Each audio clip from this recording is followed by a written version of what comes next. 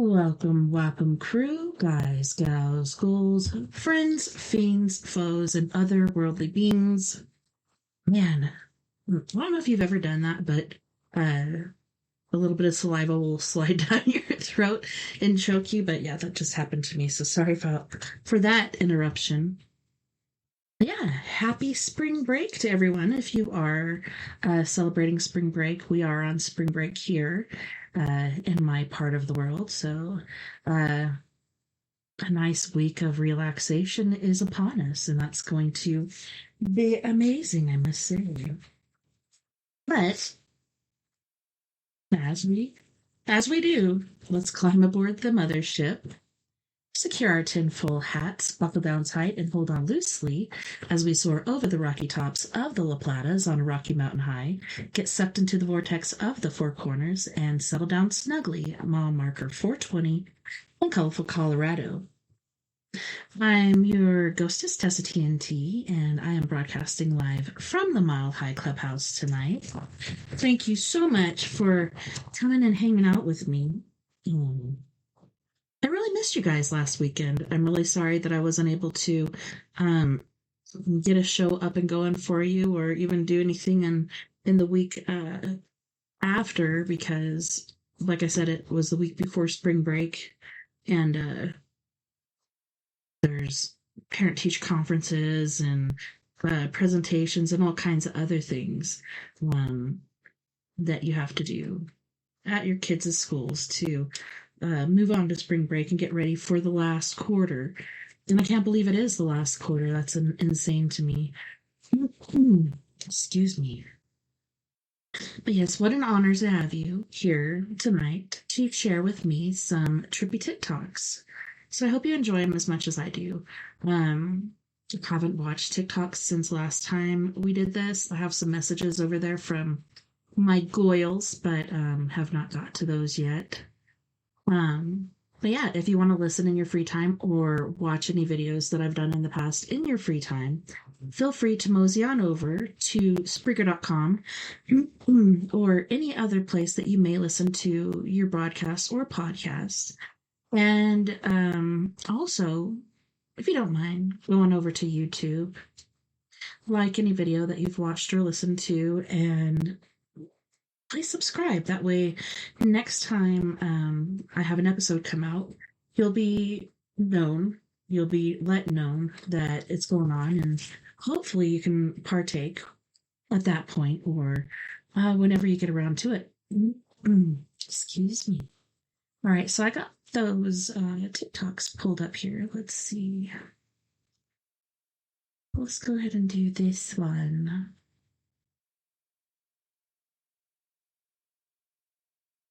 All right. I almost pressed the wrong button again. And this is looking sad. I hope everything's all right with her papa. Grandpa the day before yesterday, my papa, and it hurt so bad. I lost my grandpa the day before yesterday, my papa, and it hurt so bad. I keep thinking about the last thing that he said to me, which was he was tired. He didn't want to be here anymore. He missed my grandma.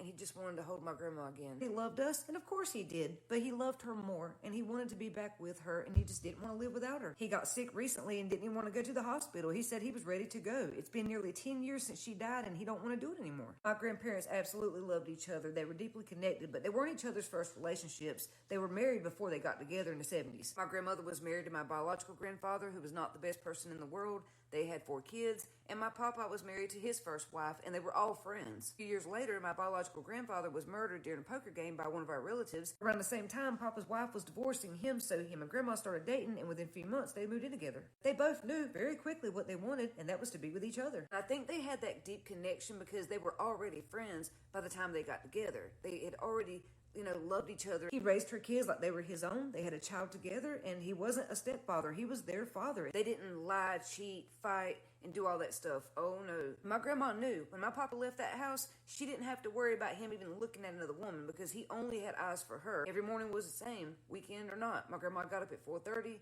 She made breakfast.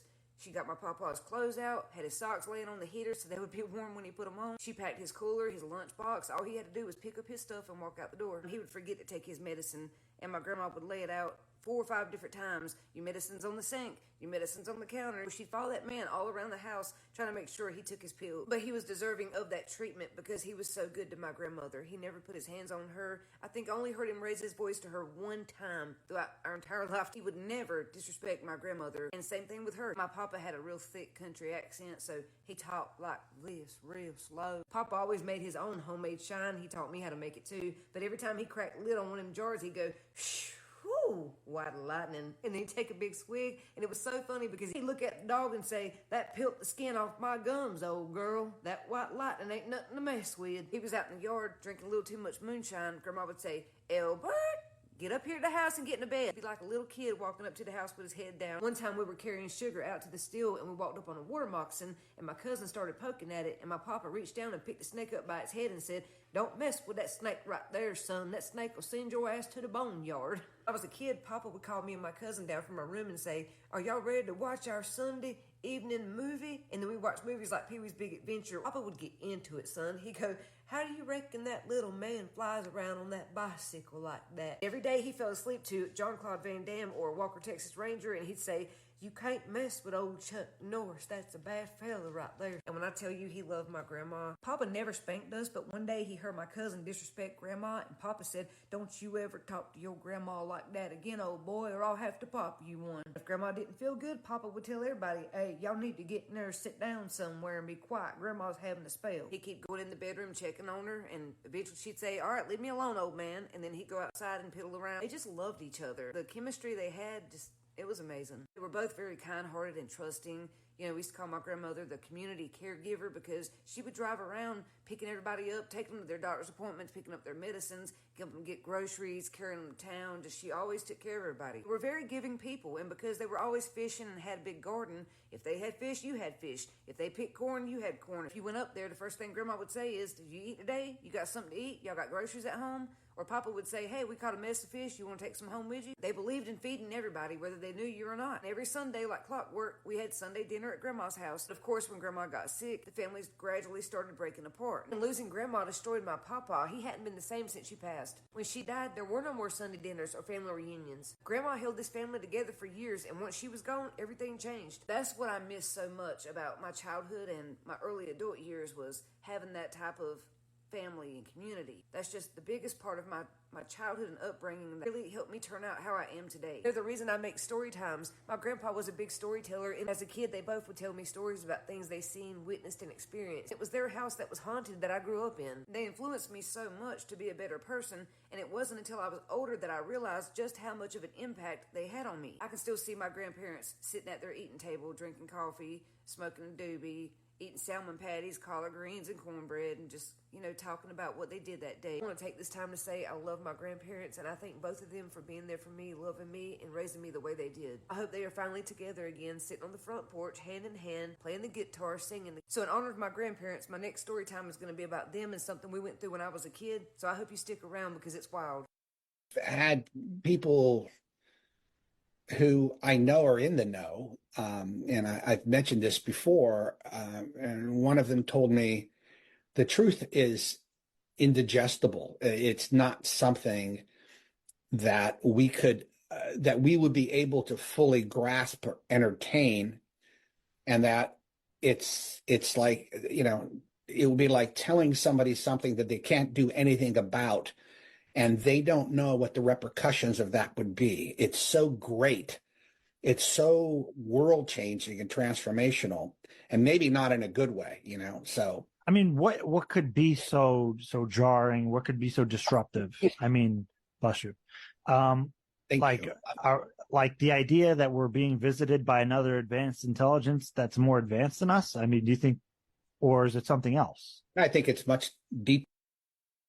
So this Uber driver mostly drives night shift. Last week, picked up an older gentleman around 11 p.m. He got in and he said, I need you to drive me to 5 places. I'll pay you $500 cash, but you can't ask why until we're done. Handed the driver $500. First stop, a house in the suburbs. He sat in the car, stared at it for 10 minutes, silently crying, and then, okay, next one. So he drove. Second stop, elementary school. Empty, dark, the guy gets out, walked around the playground. He sat on a swing and he stayed there for 20 minutes. came back to the car and said, I taught here for 43 years. Best job I ever had. Third stop, diner. He went inside, ordered coffee, sat alone in a booth and didn't drink it. Just sat, looking around. 15 minutes, comes back. My wife and I had our first date here, 1967. Fourth stop, cemetery. He got out at the cemetery. He walked to a grave and he stood there, just talking to it, and the driver couldn't hear what he was saying. 30 minutes, though, and he came back, and when he came back, his eyes were red. My wife, 3 years today. Fifth stop, hospital. The driver is asked to wait, and then, this is the last one. Now I'll tell you why. I have stage 4 cancer. Weeks left, maybe days, and tonight I wanted to see my whole life one last time before I can't anymore. The driver started crying. The house, that's where I raised my kids. The school where I found my purpose.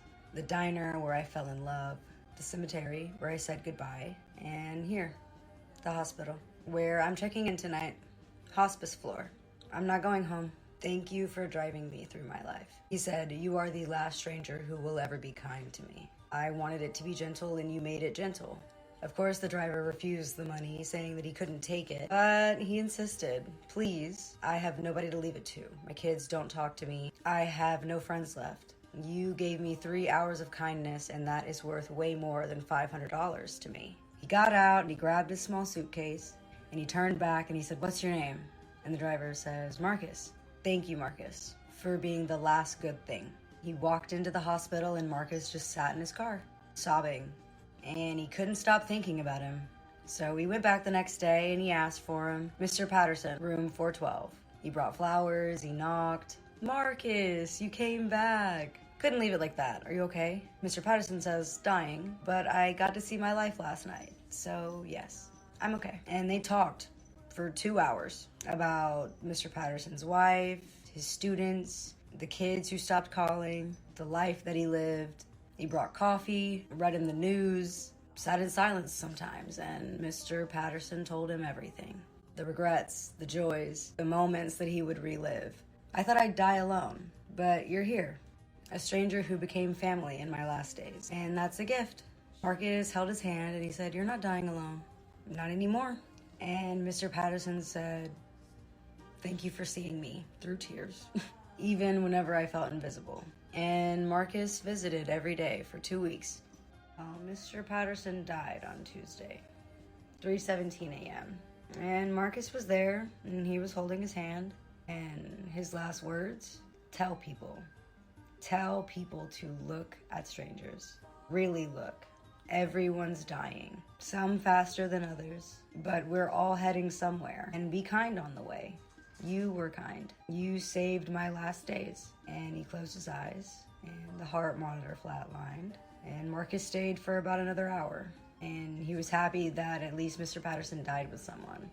That is what mattered. His funeral had 6 people. Marcus, 3 nurses, a lawyer, 1 former student who saw the obituary. That's it. A man who taught for 43 years. Loved a woman for 52. Lived for 81. 6 people. So Marcus spoke. Mr. Patterson taught me something in his last 2 weeks. Every stranger is someone's whole world. Every Uber passenger has a story. Every person you pass is living and dying and hoping that somebody sees them. He paid me $500 to drive him through his life, but he gave me something worth more. The knowledge that kindness to strangers is not extra. It's everything. Because we are all strangers until someone stops, looks, listens, and stays. And he says he keeps that $500 in his glove box, that he never spent it, because it's a reminder. Every passenger might be taking their last ride. Every stranger might be saying their last goodbye. So he drives different now. He asks questions. He listens. He sees people because of an old man who needed one last gentle night. And a stranger that stayed. So be that stranger. Please. Someone's taking their last ride tonight. So be gentle.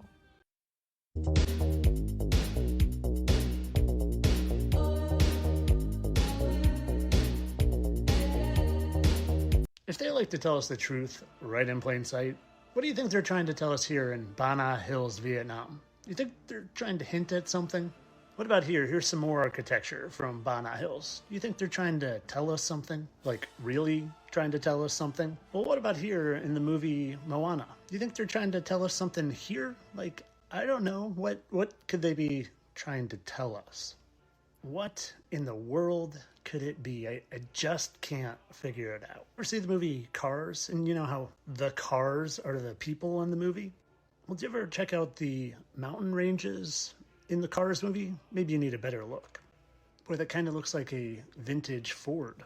And did you ever take a close look at the Teton Mountains? Teton, that sounds an awful lot like Titan. Well, maybe if we take a different look. Sometimes it just takes a bit different perspective to see things in a new light. And just to make sure you really see it. Couldn't help but notice a smile, a nose, and even an eye in those Teton Mountains. And speaking of mountains, have you ever heard of Camelback Mountain? Couldn't help but notice something there. I couldn't help but notice how much Camelback Mountain looked so similar to a camel, and how other mountain ranges across the entire world seem to have faces in the mountains. That's the Garden of the Gods. And again, when you take a different perspective, things become a little bit more clear. And speaking of more clear, here's Black Dragon Canyon Viewpoint. I wonder what we can get a view of. Well, those kind of look like big, jagged teeth, wouldn't you say? And when you zoom out, couldn't help but notice this old thing. Here it is outlined for you, down to its jagged teeth and its big old mouth and head, right where Dragon Trailhead Canyon is.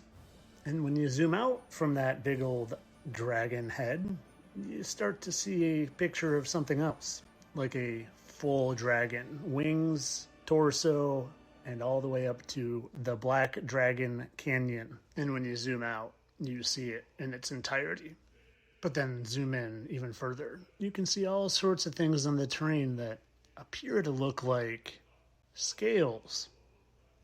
Here's the terrain, and here's some alligator scales. But of course, all this for entertainment purposes. I don't really think they mock us by putting things right in plain sight and calling things by names that you wouldn't believe are actually true. Like Camelback Mountain and the Teton Mountains. This is all for entertainment purposes. Of course, I don't really think monster giant animals and giants called the Nephilim once existed. A home has gone viral for apparently being haunted. Has anybody seen the update to this video? I would really love to see an update here. The video is really cool. I mean, you have a house who, if it's haunted and it's saying SOS, help me, that would be very interesting to see. I've investigated homes where you could feel a presence there. I couldn't tell if it was coming from the home or the person that was living in that house. But there's a cabin that I investigated in Yellowstone. This cabin is called the Mail Carrier's Cottage. It was built back in the late 1800s, so it's been around for a very long time. That cottage had a presence. You could feel it. It was almost like it was seething with energy. I did an EVP session there, and I got whatever that entity was that's inside there talking to me. And it was saying, "Let me out." I captured it more than once. So that's what I want to know, if there's an update to this house. Because if somebody went there to help, I would really like to know. Okay, one of the most insane historical facts has got to be when Iran took a bunch of American hostages in 1979, but then decided to free all the black hostages and the women. Why did Iran do this, you ask? Well, first we got to go back a little bit to why Iran took hostages in the first place. And when you understand this, you'll also understand why Iran and the USA don't really like each other to this day. You see, Iran had a problem. You see, back before the 1950s, Iran's oil industry was basically completely taken over by the United States and Britain. Iran was barely getting a share of their oil. Iran said, knock, knock, knock. Hello, United States, Britain, can we have our oil back? United States and Britain said, who said we got your oil? Iran said, boy, we not stupid out here. We see y'all scamming us. United States and Britain said, you got us, and we not finna lie, but we not giving your oil back though, for real. So Iran voted in a new prime minister that took back Iran's oil. United States said, ooh, we can't have that. Call in the CIA. The CIA pulls up, that boy gone. The United States brings in a new guy, the Shah, and he's very friendly towards the United States. Iran said, who the yo, the Shah said, look, y'all didn't even give me a chance for real. Yeah, fast forward 20 years later, he gave away all of Iran's oil and had very oppressive policies towards the people. The people of Iran said, time's up. The Shah said, time's up. Boy, you know what I got behind me? Root, root, root. Big dog United States. The Iranian people said, all right, let's see if they get to you in time. The Iranian people rose up and started hunting them down. The Shah said, oh, them folk tripping. He calls the United States. He said, yo, them folk trying to get me. The United States said, chill, we're going to get an airplane. We're going to come pick you up. We can't let our assets, our friends, suffer. The Shah gets on a plane and he dips. He said, I'll see y'all folk in the States.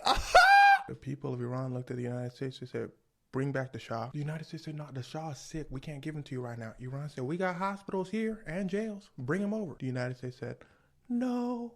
And we still going to take your oil because we're going to bring in a new guy to still take your oil. This was the last straw for Iran. Iranian college students stormed the United States embassy and take everybody hostage. They said, bring back the Shah. The United States said, release the hostages. What are your demands? Iran said, well, they're pretty reasonable. 1, we want the Shah back. 2, we want you to leave us and our oil alone. The United States said, no. If there's something you got to know about the United States of America, is it's very hard to negotiate with. The United States wants it all at all times. They said, hostage, y'all gonna have to hold it down. The hostage said, the United States said, counteroffer, we keep the Shah, we keep the oil, and you give us the hostages. Iran's new supreme leader, Khomeini, said, look at my face. Do I look like I'm finna play with y'all? Give us back the... Hold on. Are those black people? Now here's where things start to get wicked. Khomeini looked at the black hostages and said, don't the United States be like oppressing y'all and messing with y'all too? Black people said, well, Khomeini said, oh no, y'all are free to go. Plus the women, y'all are free to go. The white hostages said, Jamal, ain't you gonna put in a good word for me? He said, my name's Eric. He said, Andre, we're not here to argue about semantics. This is a serious situation. Go talk to them folk. Put in a good word for me. Black people said, all right, give us your number. I'm going to call you on my iPhone. We're going to put in a good word. White people said, iPhones haven't been invented yet. Black people said, exactly. Call me when they get invented. Oh, them folk dipped. Except a black man named Carl. Now, I don't know if this is him, but this picture goes with what I'm saying. You see, Carl was a Marine, but he was also a radio operator in the Marines. So he was privy to very sensitive information. Carl said, okay, we packing our bags, we going. They said, Carl, you can't come. Carl said, y'all see my skin color, right? They said, yeah, Carl, but you privy to info. You're going to have to hold it down. Carl said, ain't this about it? But Carl was released 2 years later with the rest of the hostages because President Jimmy Carter, after a lot of back and forth, there's a lot more to the story than this, finally made a deal with Iran basically saying, okay, we're going to leave you alone. Just release the hostages.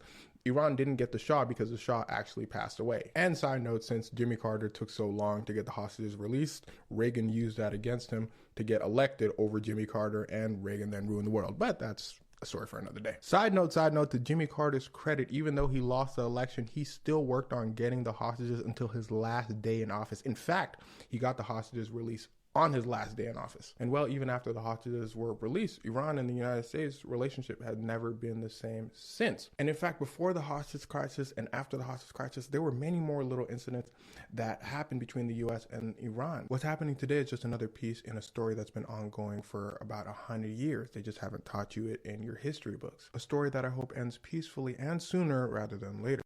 This is the most sacred artifact in history, and the fact that we still have this defies all scientific explanation. Now, before we get into it, my name is Mr. Turrentine, and all I do is study the world's greatest miracles to bring them to you in story format. So, if you like that kind of thing, then follow the page, and let's get right into it. Early in the 1st century, there was this group of friends who were basically the equivalent of celebrities of that time. Everywhere they went, there would be these massive crowds that gathered around, and just people were super excited about them being there. People changed, and when they left the town, the entire town was never the same again. But among all of these men, there was one man who particularly stood out. Not because he was flashy or he had a crazy personality or anything. He had such an unshakable moral compass that it didn't matter to him who you were. If you weren't living the way that God intended, whether you were a king, a commoner, or a politician, it was unacceptable and he had to do something about it. Now, before the group of friends decides to leave this one town to go to the other one, this one very moral man decided that he was going to stay and publicly humiliate the king in front of all of his subjects because he had been doing these heinous and horrifying moral atrocities, and he was putting these all on display for everyone, and he just thought it was completely unacceptable, so he was gonna do something about it. So he goes to this palace, and just before going in, he feels this tightening in his chest, and he starts to feel this very, very intense fear because he knew that what he was doing was incredibly stupid, very, very dangerous, and it could cost him his life. But he also kind of felt like this was his responsibility to God, so he just goes ahead and opens the door, and he does it anyway. And as soon as he walks into the palace, everybody's gaze just goes straight to this man because they knew who that man was, and they knew what this meant for the king. And that's exactly what he does. He starts preaching, and he starts just kind of making an example out of this king, and everybody is super, super engaged with every single word that he is saying. And all of a sudden, these two guards, they approach this man from the back, they grab his arms, put them behind his back, and they escort him straight into what was the king's dungeon. This man knew that this was one of the possibilities, but he never expected what was going to happen to him next, because a couple of weeks later, a woman related to the king was in this beautiful and amazing feast, and they were enjoying a lot of great food. Now, one of the guards approaches this woman. In his hands, he had this silver platter with a dome-shaped lid. So the woman grabs that dome-shaped lid, she opens it, and as soon as she sees what's underneath it, she has the biggest smirk on her face. But then something happens that just made her drop that lid and run the other way, because in that platter was the head of none other than John the Baptist. And when she opened it, John began to speak something that just sent these chills down her spine and made her run away. He said that no one could ever silence him because he will always point to the truth with the same hand that baptized the Messiah. Now, here's where this becomes more than just a story, because after his death, early Christian records show that his followers actually kept that right hand which baptized Jesus. Now, by the 4th century, it was documented in Antioch. Later, it was in Constantinople, and after its fall, it just got dispersed into a couple different pieces. But what's absolutely mind-blowing to me is that we still have this hand today, and it's still really well preserved. It should be completely impossible, and it currently resides in Mount Athos and in Istanbul. Now, this is what the hand looks like, and under any kind of normal conditions, there would be no soft tissue whatsoever on this hand left. Usually, it should decompose in just a couple of decades, sometimes less than that, and you would have only bone. But this isn't just bone. You can see it still has fingernails, it still has the flesh on there, and the structure of the hand is still perfectly preserved as if it was mummified, but it was never chemically treated, and it still looks like this after nearly 2,000 years. And even today, if you look at icons of John the Baptist, you will see that his fingers are still raised and pointing to the truth, the way, and the life, Jesus Christ. Because everybody knows the only reason we're having this war is because Israel wants it. Come on. The only reason? I'm going to explain why the U.S. is bombing Iran's government without mentioning Israel until the end. I don't know if this war is the right call, and we won't all agree with what's happening, but at least we can understand why. Iran wasn't always a place where women were forced to cover up, the government killed its own people, and kids sold kidneys for food. It used to be a thriving democracy. Then, Iran's prime minister tried to nationalize their oil to take it back from British corporations. The CIA and the Brits didn't like that. So in 1953, they helped overthrow him and replace him with the Shah, basically a king. The Shah was controversial. So in 1979, liberal college students led a revolution to overthrow him. What they hoped for was freedom. What they got was the Islamic Republic. The Republic executed thousands of political prisoners, including those students. In 1979, they held 52 Americans hostage for 444 days. Night after night, they paraded our citizens on camera and tortured them off camera. We took that personally. Now, you need to understand this about the Islamic Republic. They aren't rational geopolitical actors. They are religious fanatics who welcome death. Their constitution lists their Messiah, a figure who disappeared over 1,000 years ago, as head of state. They believe he will only come back at the end of the world, so that's what they want. That's why they fund Hamas and Hezbollah. That's why their terror network has launched attacks in Europe, Muslim countries, and killed Americans worldwide. For them, all roads lead to Armageddon. They aren't logical. They're ideological. And you can't negotiate someone out of a position that they didn't reason themselves into. For the last 2 decades, they've pursued 2 weapons to contest the West: nukes and terrorism. Obama got them to agree not to build nukes for 15 years in exchange for removing sanctions. But that gave them more money, which they gave to terrorists instead of their citizens. Then Trump removed the nuclear deal and put back sanctions. That gave them less money for terrorists, but pushed them toward nukes. You don't want war, but you also don't want them getting nukes, right? But how do you prevent the nukes without risking the war? And if they get the nukes, does war find you anyway? Do you keep playing nuclear poker and hope that they bluff for the next 20 years? Or do you flip the table? If you were the president, what would you do? And what would you realize about them if they tried to kill you, like they tried to kill Trump? Now, does Israel benefit from this? Sure. That's what happens when two countries share an enemy. You don't need to trust Israel to see that. Look, we're not saints. We're acting in our interests. But our interests and the Iranian people's interests are aligned. And what we did to Iran was wrong. Now we have a chance to make it right. If you want to support my mission of bringing you clarity, become a paid subscriber on Substack. That's what keeps this work going, and I have more content there for you too. You seriously believe that you have free will? That's a good one. Let me ask you, how can you be so sure? The Gnostics would tell you that you have exactly as much freedom as 7 planetary administrators have decided to allow you. And now, I'm going to tell you exactly who they are, why they're holding you here, and what you need to say to get past them when you ascend. So let's get into it. But first, if you're interested in learning more about Gnosticism, Kabbalah, Rosicrucianism, and other mystery traditions, make sure to leave the word sanctum in the comments below, and I'll get back to you as soon as I can with some information about how to join the next time invites go out. Of course, starting with the man himself, Yaldabaoth. This is the blind god who mistook himself for the highest power, and he built this world as a trap. He appointed 7 archons, 1 per planetary sphere, to make sure that the soul never remembers what it actually is, because the soul that recovers its pleromadic origin escapes the system entirely. That's right, escapes the system entirely. It stops feeding the Kenoma, and the archons, they hold consciousness inside the spheres the same way that any trap holds anything. Not through force, but through the architecture, through making the cage feel like it's the only reality that actually exists. Let's talk names and passwords. Yaldabaoth rules Saturn. Lion-headed, serpent-bodied, he's the great restrictor.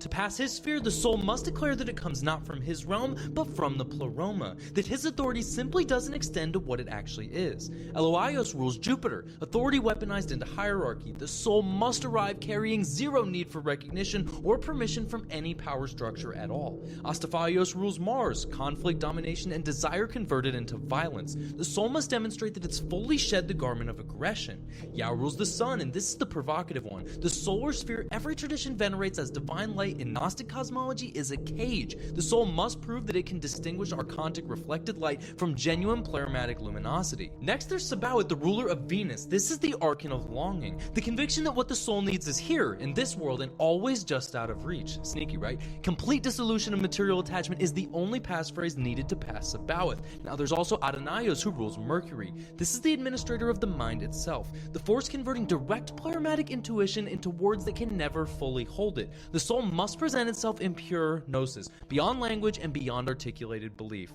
Finally, there's Orios, who rules the moon, the final veil, the very last garment. The soul sheds its biological identity here before crossing the Horos and into the pleroma. So to put it simply, on the way down, the soul received 1 garment per sphere. Limitation, pride, aggression, hunger for recognition, attachment, the chattering intellect, and even the body itself. 7 layers of archontic clothing over your pleromadic light. The path out is the same path in. Walked in the opposite direction with your eyes open this time. So if you like this video, make sure to leave a like on the video itself, follow for more deep dives like this, and leave the word sanctum in the comments below if you're interested in our esoteric community. I'll be sure to get back to you as soon as I can with information about how to join the next time invites go out. See you next time, guys.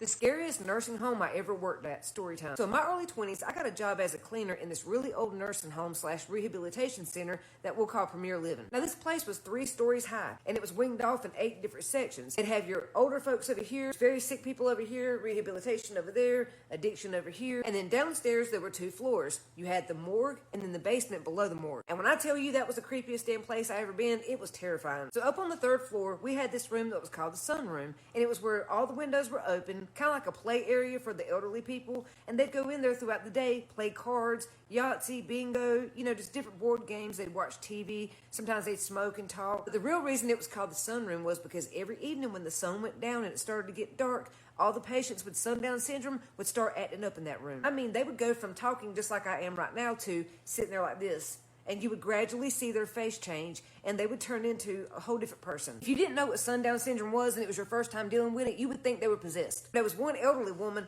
who would be talking just like this, playing cards or whatever, and then all of a sudden, when the sun went down, she'd go...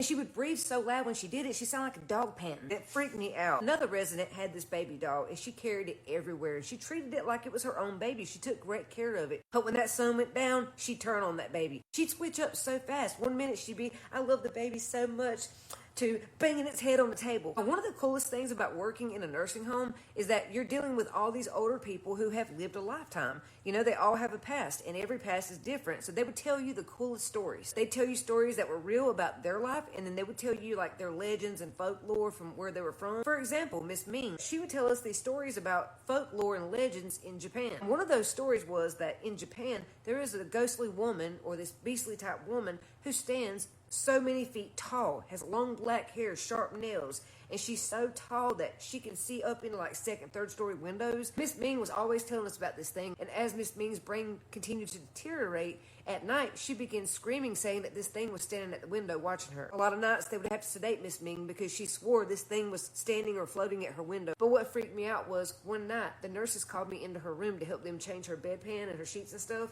and Miss Ming was kind of heavyset, so they would roll her over, and I would change the sheet. As I was putting the sheet on the bed, I stretched my arm across, and when my peripheral vision, like when I glanced up at the window, I could have sworn I saw this pale white face, dark eyes, long hair, just like gleaming into the window. I jumped back and dropped everything, and the nurses are like, what the hell's wrong with you? Like, put the sheet on the bed. And Miss Ming is like, you saw her, didn't you? You saw her, didn't you? And I'm like, I don't know what I saw. We also had this woman that we'll call Cheryl, who said her husband Albert was a hitman and that he had killed thousands of people throughout their marriage. I'll have to make a video about Cheryl all on its own because that story is so long but interesting. Long story short, while he's gone, she's going through some of their stuff, and she finds a bin out in the garage, and it's full of these notebooks, his journals. Allegedly, she found her husband's kill books where he spoke in detail about the victims, who they were, where they were from, why he killed them. I often wondered if he was a hitman or if he was just a serial killer. Don't know for sure. Now, one of the nurses did report this to the police, but the police said there was no way it could be true. She had to be out of her mind, but I often wondered, was she telling the truth and they just didn't want to investigate it? I don't know. Then there was Mr. Joe. Now, Mr. Joe was an old retiree. He'd been at the home for about 5 years when I started there, and he was probably like 90, 91, somewhere in there. Now, Mr. Joe was really cool, really sweet, always respectful, but sometimes late at night, he would get very scared, and he would swear that there was something standing in the room with him. He would say this thing is standing at the foot of the bed, on his pillow, laying next to him, on the ceiling, it's always with him, following him, and it won't leave him alone until he's dead. But later, his daughter told us that it was his own son that he had shot and killed. Apparently, the son had snuck out of the house. Mr. Joe woke up, thought it was an intruder breaking into the house, but it was a son who had came home late, and Mr. Joe grabbed his pew-pew and unalived him, and then when they cut the lights on and realized it was his son, he just went off the deep end. But the creepiest thing that happened that actually made me quit my job was what Mr. Rick did. So Mr. Rick was about 74 years old. His family admitted him into the nursing home, claiming that he was out of control and they couldn't handle him anymore and he was getting into trouble and he needed to be monitored and supervised, so they put him in the nursing home. Mr. Rick was 74 years old. He was still mobile. He could get up, walk around. Hell, he'd jog around the nursing home sometimes. He was in great shape. But his family admitted him into the nursing home, stating that he was out of control and they couldn't handle him anymore. So I go into work around 7 o'clock that evening. I was 30 minutes late, and it had been storming throughout the day. But that night we had some bad storms come through, and I mean, boom, just thunder shaking the ground, lightning, tornado warnings. It was rough. So around 10 p.m., lights are out, TVs are off, we're making our rounds. And I'm walking around, I'm thinking, something just kind of feels off, but I don't know what it is. Next thing I know, nurses are running down the hallway, the power goes out, and I'm like, what is going on, y'all? And she said, Mr. Rick is missing. Come on, we got to find Mr. Rick. Hurry up. So, of course, I throw my mop down to the side, we take off, we split up, and I'm paired up with another nurse. And we all start going around searching for Mr. Rick. Now, we knew the place was on lockdown. There was no way for him to get in or out of this place, so we knew he was there somewhere. We just had to find him. So me and this nurse, we go downstairs towards the morgue in the basement, and we get down to the morgue, and the doctor comes in and says, hey, have y'all seen anybody in here? And we said, no, but we're looking for Mr. Rick. Why? He said, because one of our cadavers is missing. I said, what? Where would it go? What do you mean a cadaver is missing? One of the bodies was missing out of the morgue. The doctor said, I don't know, but it didn't just walk off. Somebody took it. Sorry, I had to take a break. But anyways, me and this nurse are standing in the hallway, side by side, and when we get towards the beginning of the next hallway, we see this figure standing down at the end of that hallway we were just at. She looks closer and says, that guy looks weird. Look at his face. His head's dropped down. I said, yeah, he does look weird. Something's wrong with him. It kind of looked like Mr. Rick was standing there holding his head down like this. But when she got closer, she said, that's not Mr. Rick. And when I got closer, I said, that man's naked. That dude is stark naked, and his skin don't look right. Well, why does he look purple like that? What? And then she realized, wait a minute, that ain't Mr. Rick. That's the cadaver. I said, well, if that's cadaver, how's he standing there? She said, I don't know. But then the cadaver, the body, picked his head up, and his eyes was open, and he was looking at us. Well, then his head drops again, and this dead body starts walking towards us, and it picks up pace to where it looks like it's running at us. So I said, oh, hell no, this, I'm out. When I tell you, I didn't give a shit. I took off running. Yes, I left her there. She was screaming, where are you going? I said, fuck this, and fuck you, and fuck y'all, I'm done, I'm out. So the next day, everybody was laughing at me because we all found out it was Mr. Rick. He stole the body from the morgue and was standing behind it, holding it up, making it move. That's why it looked like it was walking on its own. I don't care they were laughing at me. Fuck them, I was out. Just picture that, seeing someone hold a dead body at the end of a hallway, making it look like it was walking around and stuff. Yeah, I was done with that job. And I didn't go back there, but I did go to another nursing home, which was even worse. If you want to hear more about the nursing homes, let me know in the comments. I love to share. Hey guys, I'm ready to share some of the biggest secrets in the solar system. Are you ready to hear them? And if you doubt the veracity of that claim, let me show you this right off the jump. This is me literally standing hundreds of feet over some of the biggest secrets in the solar system. I'm standing next to the chief engineer of U.S. Space Command. He's been tasked with defending the planet from space. He used to run most of the Air Force. If you know, you know. So my name is Sean Webb. I've been missing for about a year and a half as I've been finishing the project of creating empathy and compassion for AI, which was a success. I presented the results at the Science of Consciousness Conference in Barcelona in 2025. But unfortunately now that work is being suppressed by the United States government because when you put empathy and compassion into AI, it starts to change the human psyche and lead us toward world peace, which is a big problem for missile assembly lines. You can't control the world with fear if you have world peace. If we're looking at the scorecards, I'm one of the only people on the planet who the Department of Defense's position is officially classified. If you try to FOIA my FBI files, it's declined for national security reasons. I don't have an FBI file as far as the government is concerned, although I did have a top secret clearance in the United States Navy, so we know that's false. It's probably pretty thick. Now I'm being shadow banned, and I'll show you those statistics here momentarily, to the point that 99.8% of my followers aren't shown my content. The reason they want to suppress me is multifaceted. First, I know a lot of stuff that most people don't know, and I'm going to share that with you as we move forward, including my connection to a waived, unacknowledged special access program run by the Secret Space Program, which is one of the most classified projects in the solar system. But I was a subject, not a participant, so I didn't sign any NDAs, so I'm going to be spilling a lot of tea. I was witnessed by multiple United States Navy SEALs calling in UFO craft for a flyby, and I have some connections there that we're going to discuss. The Monroe Institute, that trained the United States psychic spies, has me at the top of their database in psychic functioning. Although they didn't train me, they just measured me. So yeah, we're going to have a lot of fun. We're going to talk about a lot of alien stuff. We're going to talk about a lot of consciousness technologies, and we're going to talk about a lot of secrets that you should know as a human being living on this planet. But before we get into that, I need you to know that if you want this content to be shared, you literally will have to share it, because the level of shadow banning that I am experiencing, I'm about to show you the stats right now, is going to require you to click that share button and put in somebody's email address and send this over to them so that we can break the algorithmic limitations of what's happening to my social media accounts. Let's look at that right now. So now this podcast is going to be called This Is Not, and you'll understand as we move forward how that's a little tongue-in-cheek. But most of my social media accounts are under the umbrella of Mind Hacking Happiness, which is the name of my website, the name of a few books that I wrote, and is the jumping off point from where I share my information. The books are Navy SEAL endorsed, which is part of the problem of why the government wants to shut me down. And if you look at the stats, that's not hyperbole. Just looking at my YouTube stats, which granted, I only have 47,000 followers, and I do plan to grow that a little bit this year. I got a poor start to 2026 though. Look at this. Sub growth in the last 30 days, 0. No new subscribers. We'll look at TikTok in a moment. It's even worse there. But scrolling down to the bottom, here's the statistic that tells the tale. 99.8% of my 47,000 subscribers are never shown my content. No matter what I do, no matter what I put out, they won't show it to anyone who is asked to actually see it. I have 6 of 8 shadow ban indicators, and I'm in the bottom 3% of channels with similar subscriber counts to mine. That's just YouTube. Let's move on to TikTok. TikTok shows an 87% likelihood of shadow banning, which is also called algorithmic suppression. And if you look down here at the bottom, basically, this is a shit show. 0.55% of my followers view my content. That's buried. And it's not like I don't have the opportunity, because I do have 1.4 million followers on TikTok. Here's the real beauty of this shadow ban, though. Look at this. 0 growth of new subscribers. But if you look at the app, it shows hundreds of people subscribing, except they don't really. That's a real shadow ban. That's a Defense Intelligence Agency shadow ban, baby. You're in the pro leagues now. Let's move on to Instagram. Shadow ban analysis for Instagram.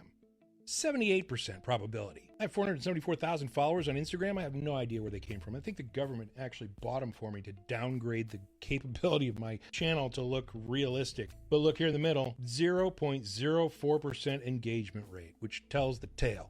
None of my content gets out to any followers. Let's move on to X, which is actually the least shadow banned platform that I have. It's only a 62% likelihood that I am algorithmically suppressed. I've only got 3,400 followers, even though I put up almost 6,000 posts over the last 18 years. I'm so old school that my Twitter account, my X account, is @SeanWebb. I got my name. That's OG. Now, if this was only happening on one platform, might be an anomaly, right? Let's look at the composite numbers. Bottom line, cross-platform shadow ban probability analysis, 94.7% likelihood that if there's a coordinated suppression, highly probable. All the individual numbers are there down below, and when you multiply all those together, it says, yep, your content goes out to 0 of your followers. The Defense Intelligence Agency considers my mind as one of the most dangerous on the planet for them. And I'm only safe because some of the things that I have to tell you moving forward, they can't touch me. Not only because Ross Coulthart and Danny Sheehan have a lot of my backstory in written format, so if I disappear, the story still gets out. But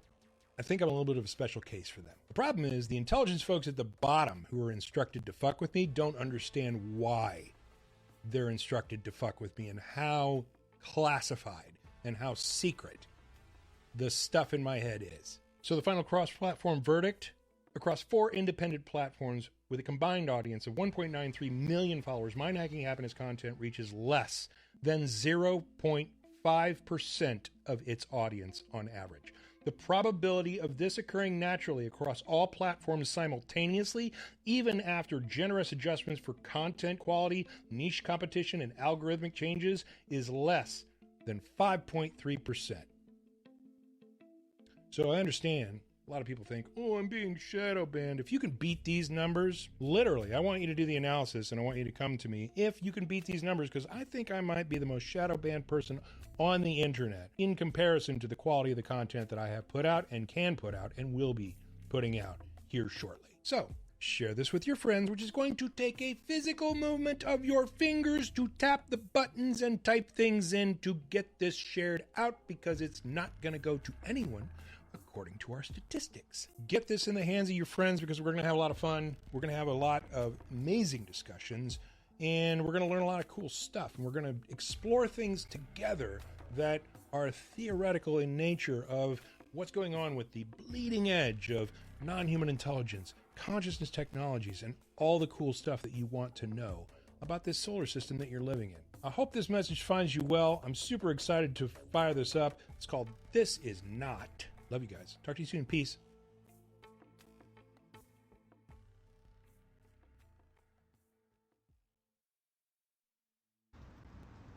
My name is Brad,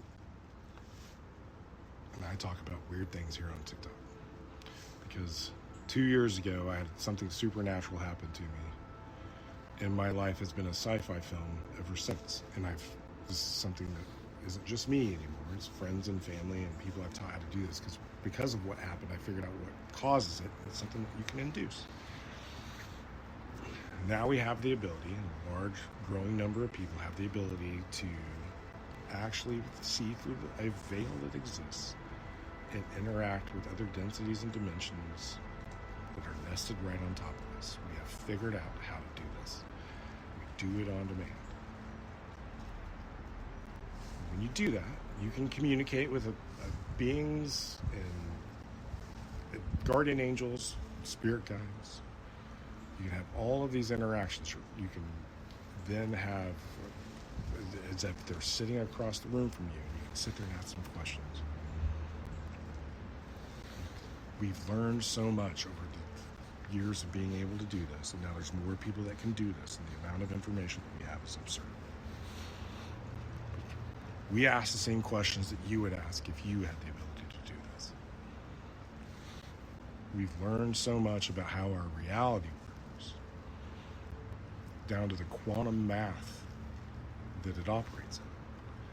But we've also been able to ask questions about our history and our timelines, because what we're being told and taught is filtered. And the way it's structured is to manipulate us from understanding that there is a mystical part of our reality. And you'll see it in the e-files. The elites know that this exists, and they know they can use it for personal gain. You're going to see more and more of this as that story unfolds.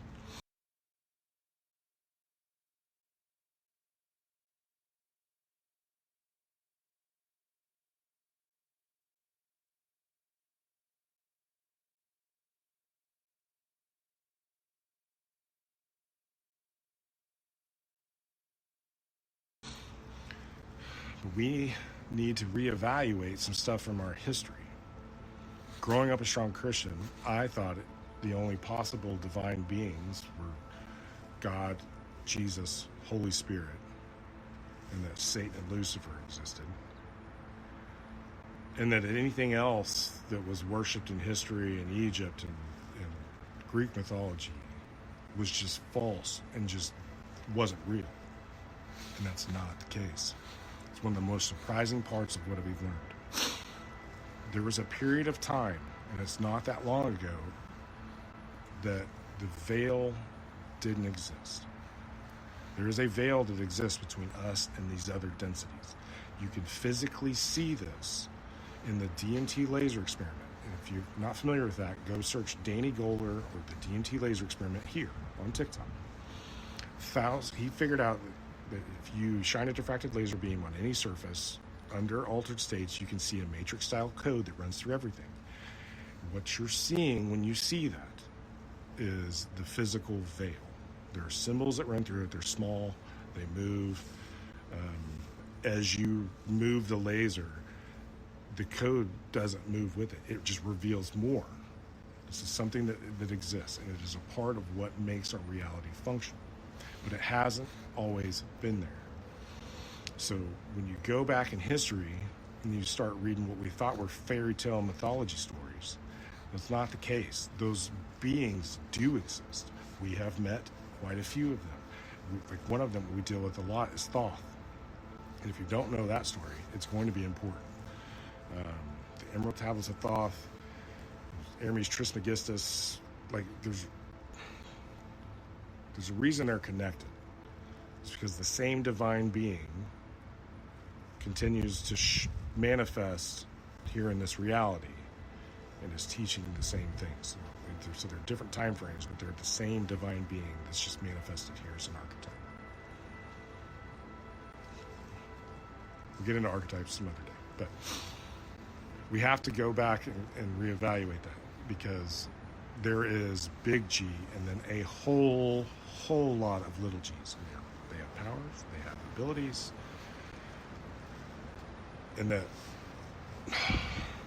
any of this is real. Because some of the words that come out of my mouth, I still struggle with. I know in my heart and my soul that what I'm telling you is truth. I still to hear myself say them with certainty. Still just get this disbelief. And this is happening for a lot of people. So these other people in our group will have these interactions with beings, and they'll get information that I know that they don't know.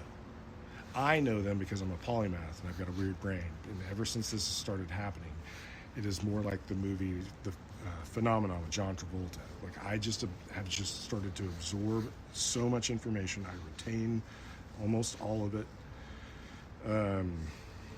And so I'll get a story about an interaction they had where they get information about a relic that existed or a name from someone in history, which I know, and I know that there's no way that they know this, but all of it connects, every bit of it. There isn't anything where there's a distortion that doesn't align as this story unfolds. For example, we got information at some point. This comes from another person in my group. We're supposed to go to Göbekli Tepe. As he's trying to explain what information was passed to him, he doesn't know how to say that word. It's if you understand ancient history and archaeology, you're familiar with that site.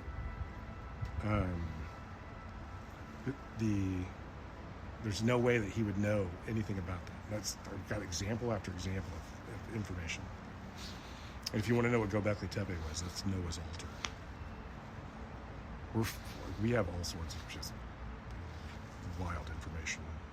We could fill in so many holes in our civilization's history. But Noah existed.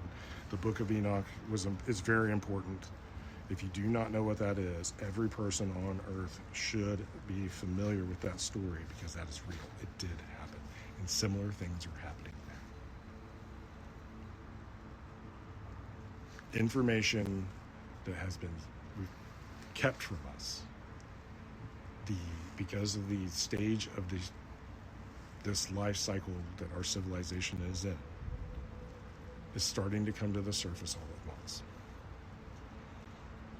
So much of our history has been whitewashed to keep you from understanding that there is a mystical aspect to this, and you can interact with it, and it doesn't have to be witchcraft or occultism at all. That you're seeing evidence of that because elites are the ones that have been keeping this information from you, and they've been using it for themselves and for personal gain, and it's really, really dark.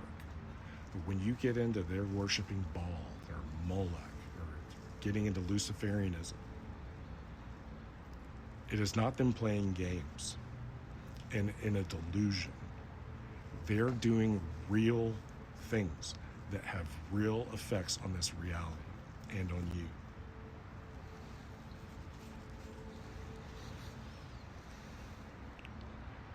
You're supposed to be able to have these divine interactions and develop the light.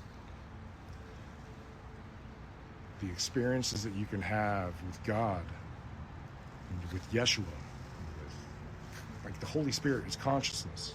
We understand its complete architecture, down to the quantum math at every level. It comes through different people, and the math lines up perfectly, and that is even possible is insane. We can completely understand, if you're a Christian, we understand how the Holy Spirit works. We understand the structure of it. You're in the esoteric community. It's consciousness. We're talking about the same thing. It's just the esoteric community has a deeper understanding of it. Because they're not limiting themselves to divine truth only being in the Bible. There are parts of the Bible that were removed that are extremely important. Like the Book of Enoch, the Gospel of Thomas, the Gospel of Mary Magdalene, the Book of Jubilees. We can go on and on and on.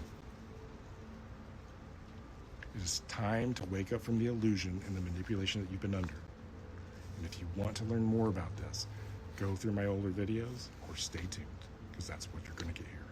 So, keep following along. I'll tell you more weird shit next time.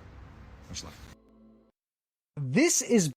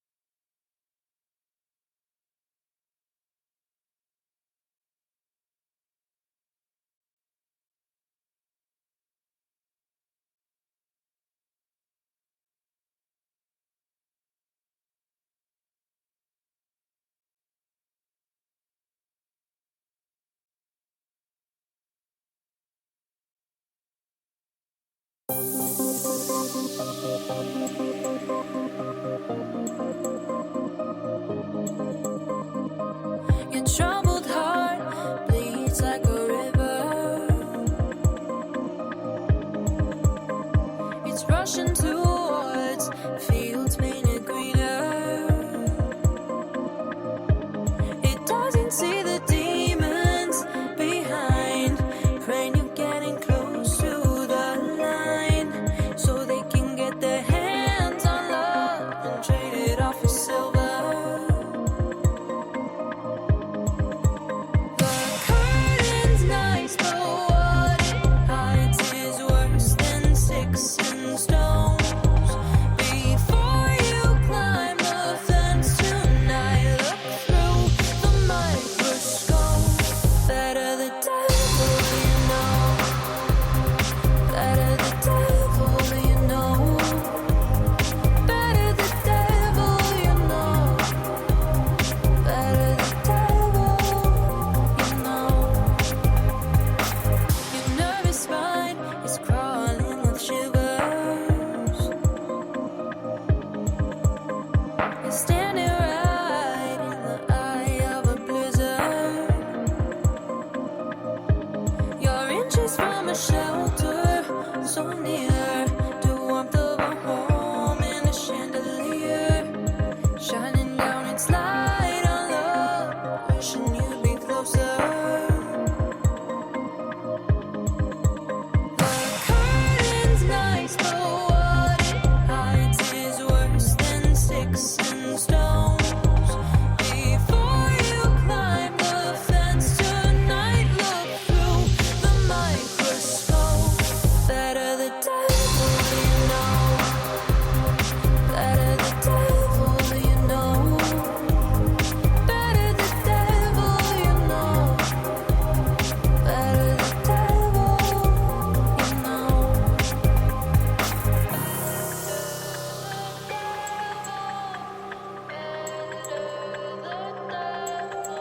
Before you climb the fence tonight, look through the microscope. Better the devil you know.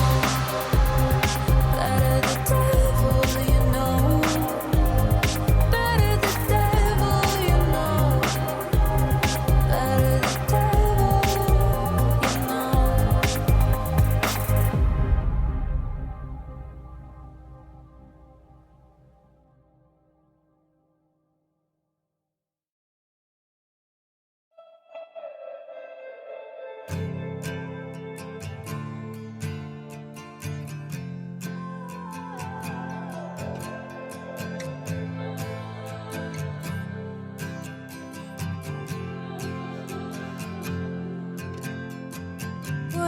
Where'd you go?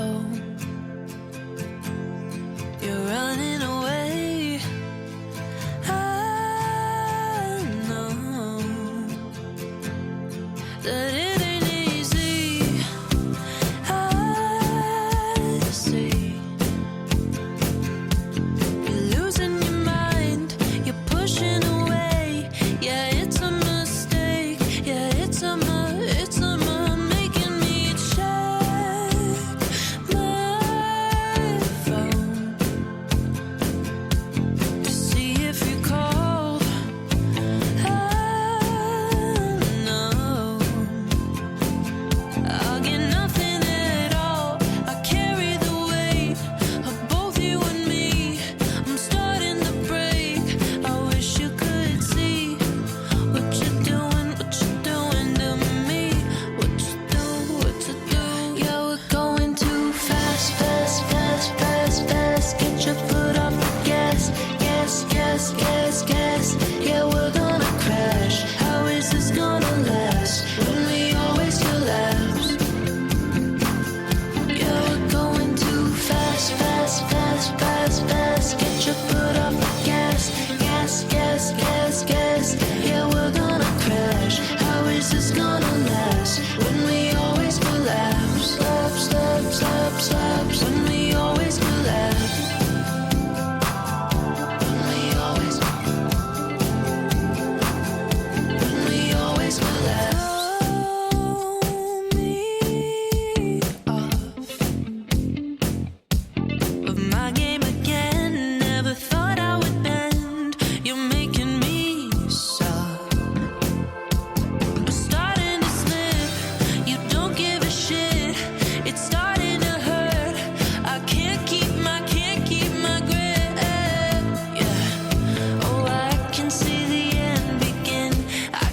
see, I can see. Yeah, we're going too fast, fast, fast, fast, fast. Get your foot off the gas, gas, gas, gas, gas.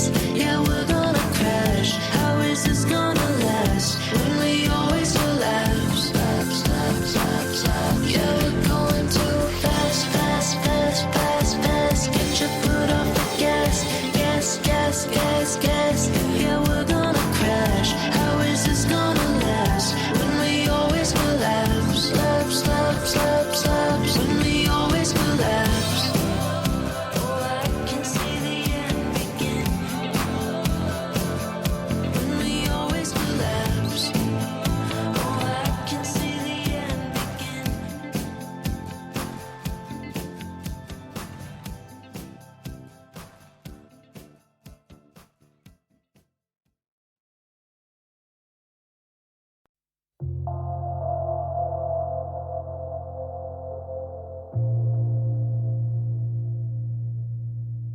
There's too much sky, too blue, too white. The birds on the wire are singing, but I don't know why. Why aren't the roses hanging their heads? They're standing straight up, blooming instead. Now that we're apart, there's nothing but blood in my heart.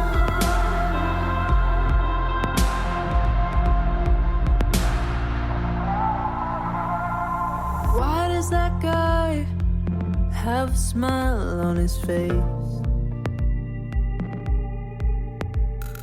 Why is the sun even shining today? Why are the headlines talking about love? Don't they all know what happened to us? Now that we're apart, there's nothing but blood in my heart.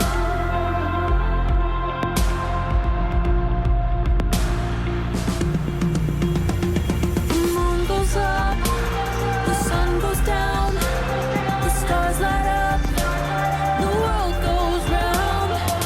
Every day, life moves on, it don't stop for anyone. The moon goes up, the sun goes down, the stars light up, the world goes round. Every day, life moves on, it don't stop for anyone.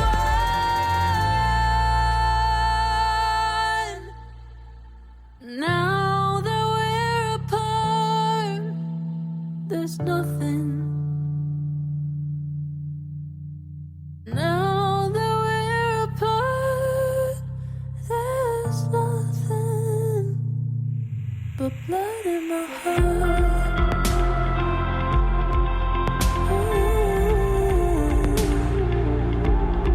Blood in my heart.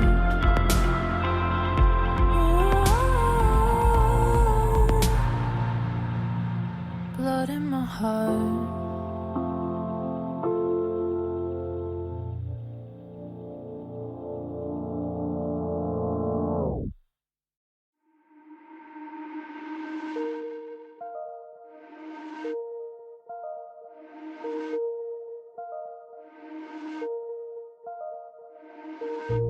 Saw you for the first time in a while, in a while.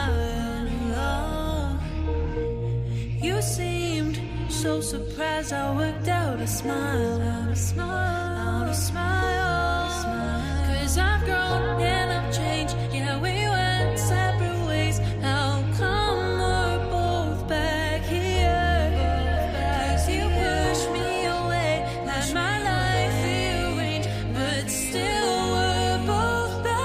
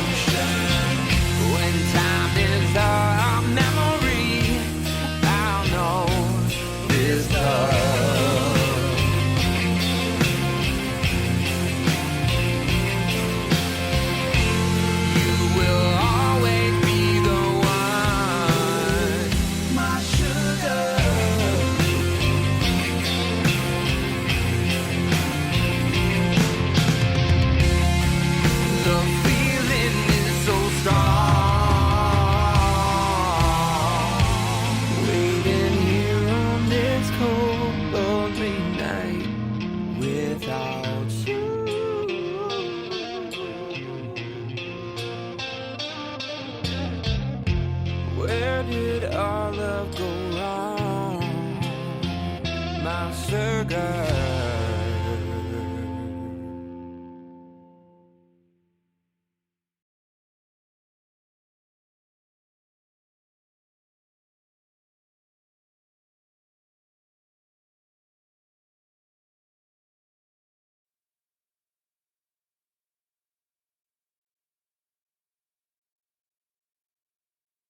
By far, strongest evidence we have that Jesus still heals today. In 2017, a boy by the name of Demarie was born. Now, when this baby was delivered, the mother held him in her arms. And like every other mother, she just felt something that she had never felt before in her life. And immediately as she looked into this baby's eyes, she became enthralled with this beautiful little creature that God had sent her. But as little Demarie started to grow up, he started to do some things that were not normal for any toddler. And at first it was very simple things, like he was 2 years old and he wouldn't speak a single word, which was concerning, but it wasn't anything major. And they actually even took him to a doctor for this, where he was diagnosed with nonverbal autism. A few months go by. The diagnosis started to feel like it was just a cover for something much, much darker. Something that would convince the mother that her son was being possessed. Because one night, Demetria, the mom, would tuck Demarie into bed, but as she closes the door, she just starts to hear this horrifying,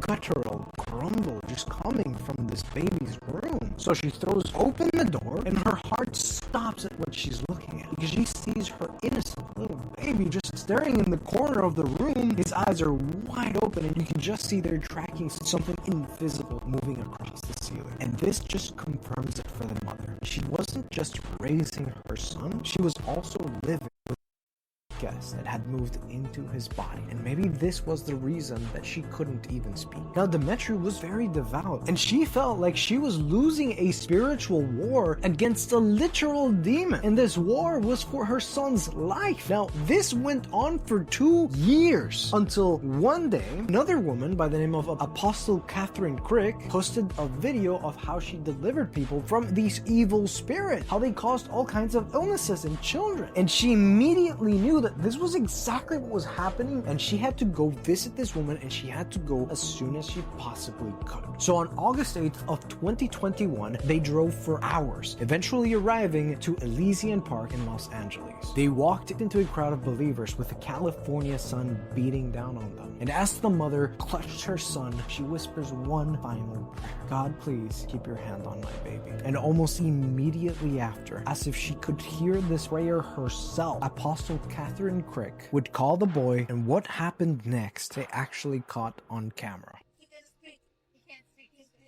God's gonna free you right now. I command now, every mute spirit must leave this boy on 3, and every demonic spirit in this boy, in Jesus' name. 1, 2, 3. Out now, in Jesus' name. Hallelujah!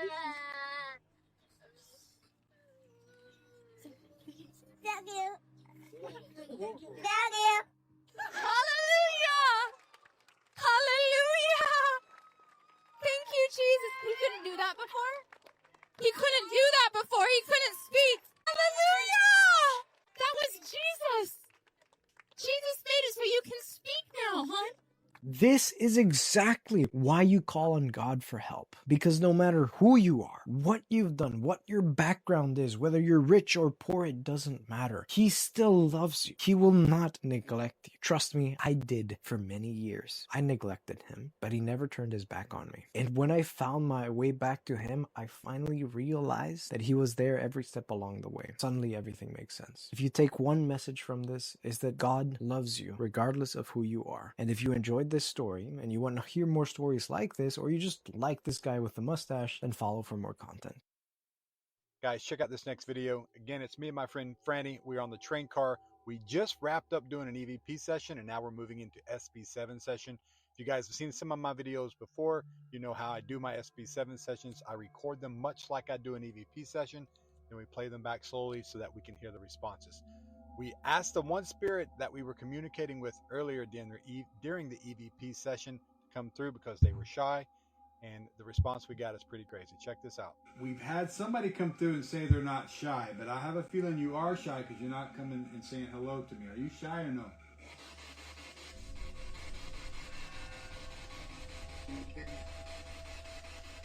Is it JP? It said I think it said I'm dead. Did you just... And I don't know if you guys have used spirit boxes or not. I have two of them. I have an SB7 and an SB11, and my 7 is the best. Like, it catches so much stuff compared to the 11. I don't know if it's because the 11 just has too much going on with it, but it's pretty badass. If you're looking for a scanner or communication device, whatever, SB7, SB11, go with the SB7. Just my thoughts. Just wanted to share that with you. Come through and say that you're dead. Yes or no? I did. Can you give me her name? What is her name? We've had somebody come through and say they're not shy, but I have a feeling you are shy because you're not coming and saying hello to me. Are you shy or no? I'm dead. Listen. I'm dead, idiot. I'm dead. Guys, I've had a brilliant idea. So everyone's talking about this war in Iran and how long it's going to take and how long it's going to last. And I started wondering if there had ever been any other wars that America has taken part in. Now, I didn't think there had been. I mean, nobody knows about any other wars. But then I started doing a bit of research and I discovered that there's actually this way of writing down things that happened, but like a long time ago. And I started thinking maybe... Tell me if this is crazy. Maybe we could learn lessons from things that happened in the past. I know, insane, What? right? So I thought it's like you're looking at all the stories. You're crazy, of dude. the people who lived back then times. I call it his story. So when I started doing this new field of study that I've just invented called his story, I discovered that America has actually fought a war in Korea. And they did this in the 50s. It cost the United States about $341 billion to fight that war. And it was against an evil family called the Kim Dynasty. I don't know if it's like an early series of the Kardashians or something. But anyway, they're fighting the Kim Dynasty. 36,000 Americans died. That's a lot of lives. It's a lot of people who lost loved ones. And 103,000 Americans were injured. Really sad. The length of the war was 3 years, but it was all worth it because... Oh, right. Okay. Sorry. No. North Korea is still run by the Kim Dynasty. That's a bad example. That's about... Let's look at another example. Okay, this is a good one. The Bay of Pigs invasion. I know it sounds like something from Angry Birds, but this is actually a military operation that took place in 1961. It cost the United States about $300 million, so pretty cheap actually in the scheme of things. Only 4 Americans were killed, and it was totally worth it because it was against an evil family called the Castros, and they were communists, and they were running Cuba for their own benefit. They were very evil. No Americans were injured. That's a good sign. It only went on for 3 days, but it was all worth it because today, 60 years later, Cuba is now run by, it's the same family. I didn't realize it's actually, it's still the Castros. Bad example.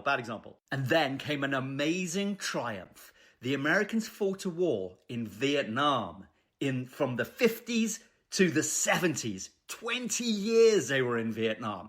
They were fighting evil communists, the communists of Vietnam.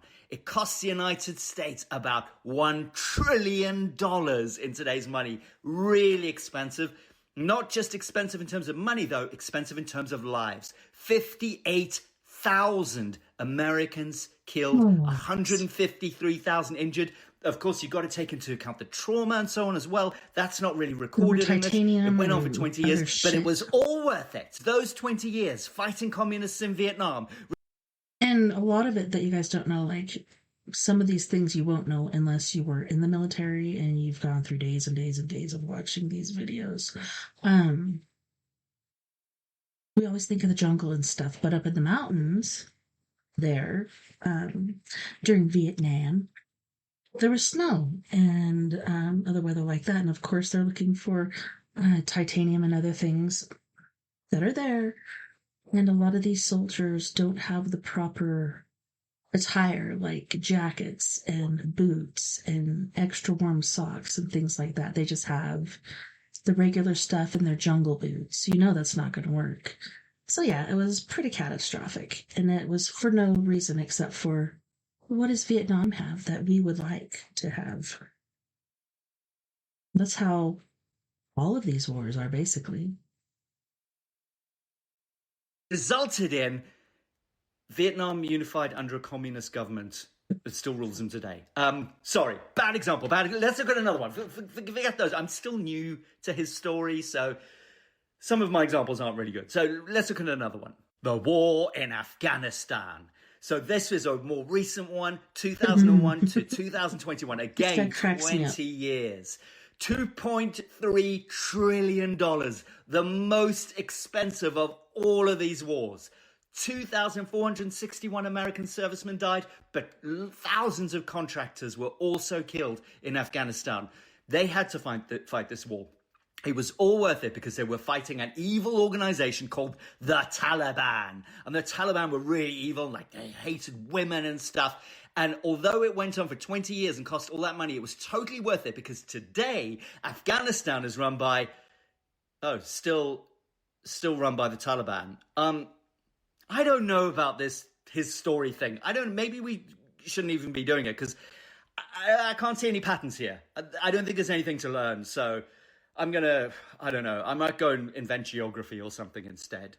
Don't do it. Energy that is passed over. I feel like for me, he passed at a very young age, so I don't believe he was over 21 at the time. I feel like he was much younger. More importantly, this is not an accident. This is not a suicide. There's either some sort of like brain tumor. There's either some sort of like brain cancer. There's some sort of brain thing that we need to bring up here because I feel like there's a cancerous thing that's in my bones or in my brain. Is there a neurological thing like brain cancer, brain tumor? Brain tumor. Okay. I need to acknowledge here, was he much younger in life? Okay, so this is AJ_Barrera, Barrera. Son lets his mom know that he is okay and has reached the magic castle. Yeah, but let's move on. Every major religion on Earth has one thing in common and nobody talks about it. Muslims circle a black cube in Mecca 7 times. Romans built their empire worshipping a black cube deity. The oldest temples on Earth are oriented around Saturn's cycle, and it's not a coincidence. This is the oldest continuous ritual in all of human history, and once you understand what the cube actually encodes, you will never be able to unsee it. So let's get into it. The cube is the hexahedron. It's the only platonic solid with 6 identical faces, and those 6 faces produce 6 directions: north, south, east, west, up, and down. That's it. That's the complete enclosure of 3-dimensional space. The ancients weren't just worshipping a shape, they were encoding a cosmological. Okay, so I'm going to like this video because I need to share this with somebody I know that has actually seen a giant cube in their life. So, yeah. Boundary, the geometric signature of a reality locked inside time, matter, and limitation. Now, because Saturn in the esoteric tradition isn't just a planet, you have to keep in mind that Saturn is Chronos. This is the lord of boundaries, the great restrictor. It's the force that takes living experience and converts it into sequence, decay, and death. And the cube is its geometric fingerprint, a consciousness locked inside 3 dimensions with no visible exit rendered in the purest form. Oh yeah, and if you're interested in learning more about symbolism and esoteric traditions, make sure to comment the word sanctum down below. I'll send you some information about our esoteric community, the Inner Sanctum, and hopefully get you on the list the next time invites go out. But here's where it gets really interesting. The Kaaba in Mecca, circled 7 times, draped entirely in black. 7 is Saturn's number, the 7th day. The Sabbath, Saturday, literally is Saturn's day, and it's the holy day of 3 of the world's major religions all at the same time. And the Roman god Saturn devoured his own children to prevent being overthrown, which is just the mythological encoding of time consuming everything that it produces. I don't think these traditions are corrupt. What I think is that they're all interfacing, knowingly or not, with the exact same archonic frequency, the Saturnian current, the principle of limitation wearing the face of the sacred. But it goes even deeper than that. The Gnostics knew Saturn as the outermost archon, the most powerful administrator of the entire Kenoma, the demiurgic force sitting closest to matter and furthest from the pleroma. In Neoplatonic cosmology, Saturn is literally the last sphere that the soul passes through before it descends into incarnation. You come in through Saturn. You have to go back out through Saturn. But here's the part that I think almost nobody talks about. In the deepest alchemical readings, the cube isn't only a prison. The hexahedron is the geometric foundation of the Philosopher's Stone itself. The same shape encoding limitation, when you fully understand it and alchemize it, encodes liberation. The prison and the key are actually the exact same shape. So if you're interested in more deep dives like this, make sure to follow for more videos, like the video, and make sure to leave a comment with the word sanctum if you're interested in our esoteric community. I am slammed with invites right now, but I'll do my best to get back with you for some information and hopefully get you on the list to send out an invite when we do them next. So thank you guys for watching. I'll catch you in the next one. Take it easy.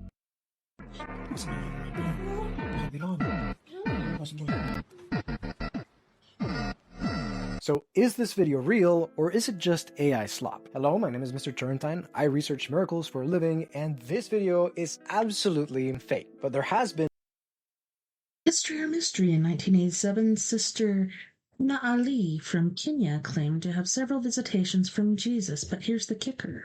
She reportedly took a photograph during one of these apparitions. Known as the Divine Appeal, this image has sparked decades of debate, faith, and wonder. Is it a miraculous snapshot or a spiritual mystery? Let's talk about it in the comments. real apparitions of Jesus, and they are way more impressive than even this, and yes, we have pictures that I'll show you at the end. For example, in the 1970s and 80s, there was this woman by the name of Anna Ali. Anna was actually a cloistered nun that lived in a convent with a bunch of other nuns. There was really no one else other than the nuns in this convent, and one night Anna was praying alone in her room, as she kind of always did, but this time, as she was praying, she just sees this blinding flash of light just rip across the room, and at this point, she's closing her eyes, so she just thinks this must be some kind of lightning that hit really, really near her for it to make that much flash. So she just says, "Thank you, Jesus, that this didn't hit me," and she continues praying. But when she started to pray, this time, it started to feel more like she was having a two-way conversation with Jesus. The next morning, Anna would wake up after this beautiful night of prayer that she had, and she just walks down the staircase down into the main church, just because of this prayer really was that deep and that beautiful. She felt like she really connected with Jesus. And as she gets to the main space of the church, all the other nuns are just kind of really looking at her with this deep look of disappointment or just like confusion, but no one really says anything to her. And eventually she goes to the head nun and she asks her if she saw that blinding flash of light. She was worried about the other nuns, and maybe that's why they were looking at her kind of funny. But instead of answering, the head nun just very directly looks at her and asks her, "Are you going to explain yourself?" Seems a little bit confused, and she asks, "What do you mean?" The head nun just kind of looks at her with this disappointment. You know what I mean? "The man that was in your room, we all heard him." And she doesn't really know what to make of the situation. She's just kind of freaking out because all the nuns think that she had a man in her room when they're cloistered nuns and they're supposed to see absolutely no one other than their sisters. A couple of weeks go by, and Anna again started to have another conversation in her prayer, and really felt again like it was a two-way conversation. And this time, instead of keeping her eyes closed, she looks around because she's kind of freaking out. Last time everybody heard this man in her prayer, so she started to look for the man. And sure enough, kneeling right beside her, there was a man, and he was speaking with her. And this man was none other than Jesus of Nazareth. He was in the flesh, and she could actually physically touch him. If you go into the Bible, there is a verse that mentions how when you will see an apparition, you will see it in the flesh. So yes, apparitions are 100% real, and they have been documented in many cases by the Catholic and Eastern Orthodox churches. And in most cases, they're actually physical bodies that you can touch. Very famously, the Marian apparitions in Zaytun, where people saw Virgin Mary for years. And no, they're not going to be airy-fairy light beings like what you saw at the beginning of the video. Point being, the Holy Spirit is way more miraculous than we think, and we can't really limit the power that God has. We can't really put God, the Son, or the Holy Spirit in any kind of box, but He's always going to show you just enough so that you know exactly what to do to get closer to Him. Aw, isn't that sweet? You know who appoints Erica Kirk to the Air Force Academy board? Well, do you know what nepotism is? You know, nepotism, the unfair practice of favoring relatives for jobs or promotions. And well, you might be saying, why do I bring up nepotism? And it's not just their affinity for the 33 symbols or the devil horns. And no, that means I love you, devil, not I love you. No, it's not about all that. No, it's about something else. Do you ever take a real good look at Erica? Like a real good look? I couldn't help but notice some similarities. She just has a certain look about her. But it's not just to him. Have you ever seen what Eric Trump looks like? There just seems to be a quality, and no, I'm not saying they're the same person. I'm saying they're siblings. I mean, do you see it? How about up here? They even have very similar noses and lips. And the whole family seems to have a serious stare to them. Baron Eric Trump, Erica Kirk, maybe Eric and Erica are twins. And you know who. I mean, I don't think it's odd that he just appoints her. No experience required, just appointed her. And He's done that so many people, though. It kind of reminds me Also of with how a nepotism. father would embrace a daughter. I mean, do you see it? Well, hello, Daddy. Are they gonna buy this charade? Are they really gonna buy this? I think they are. I think they are. And for you really awake folks out there, I did a video a year ago What? speculating how Madonna was most likely the daughter of Elvis. And well, if you're really awake, you know who Elvis is. It's funny how Madonna looks oh so similar to Lisa Marie Presley, almost like they could be the same entity playing both roles. I mean, do you see the exactness of those noses? And I wonder who they belong to. Oh, Madonna and Lisa Marie. Now, why do I bring this up? Well, you be the judge. Jury's still out on this one. I'm not telling you what to believe here. I'm just showing you some things. Like a very similar jaw structure and chin, just a little buffier. Because I'm sure him being at her pageant back in the day was just a coincidence. Nothing to see here. Entertainment only, people. Oh, and it's 33 because Lucifer brought a third of the angels down here with him. And he's telling you who he is, and she's saying, I love you, Daddy. Entertainment only. I thought you said it was I love you, Satan. Wait a minute. Closed or not accessible to non-native people. So a couple of weeks ago, I did a video about certain types of Native American spiritual practices and why they cannot be recorded or documented. As a result from that video, I got an influx of feedback. You guys are interested to know more, and so I'm going to go ahead and do that and answer a question that I get asked literally. So let me get this. Why are certain Native American practices considered closed or non-accessible to non-native people? So a couple of weeks ago, I did a video about certain types of Native American spiritual practices and why they cannot be recorded or documented. As a result from that video, I got an influx of feedback. You guys are interested to know more, and so I'm going to go ahead and do that and answer a question that I get asked literally every single day of my life on this app. Why are certain practices considered closed? Now, understand before I say what I'm going to say about this is that this is very nuanced. As I've always stated before, there are hundreds of Native American tribes all across the Americas, all in belief systems, worldviews, perspectives, and protocols. And so the information I'm going to give you doesn't apply to everyone. This is certainly not a one-size-fits-all perspective. However, I'm going to do my best to try to outline some of the overlapping belief systems that I see most common with this, and also a few things that are just environmental fact. And so with that said, let's go ahead and jump into it. For the sake of this video, I'm going to use an example of the one I see most common. It's something you've probably seen on stores. It's probably something you've seen on this app. It's something you've probably seen when you're out and about, and that is sage. So there are a few things about this one.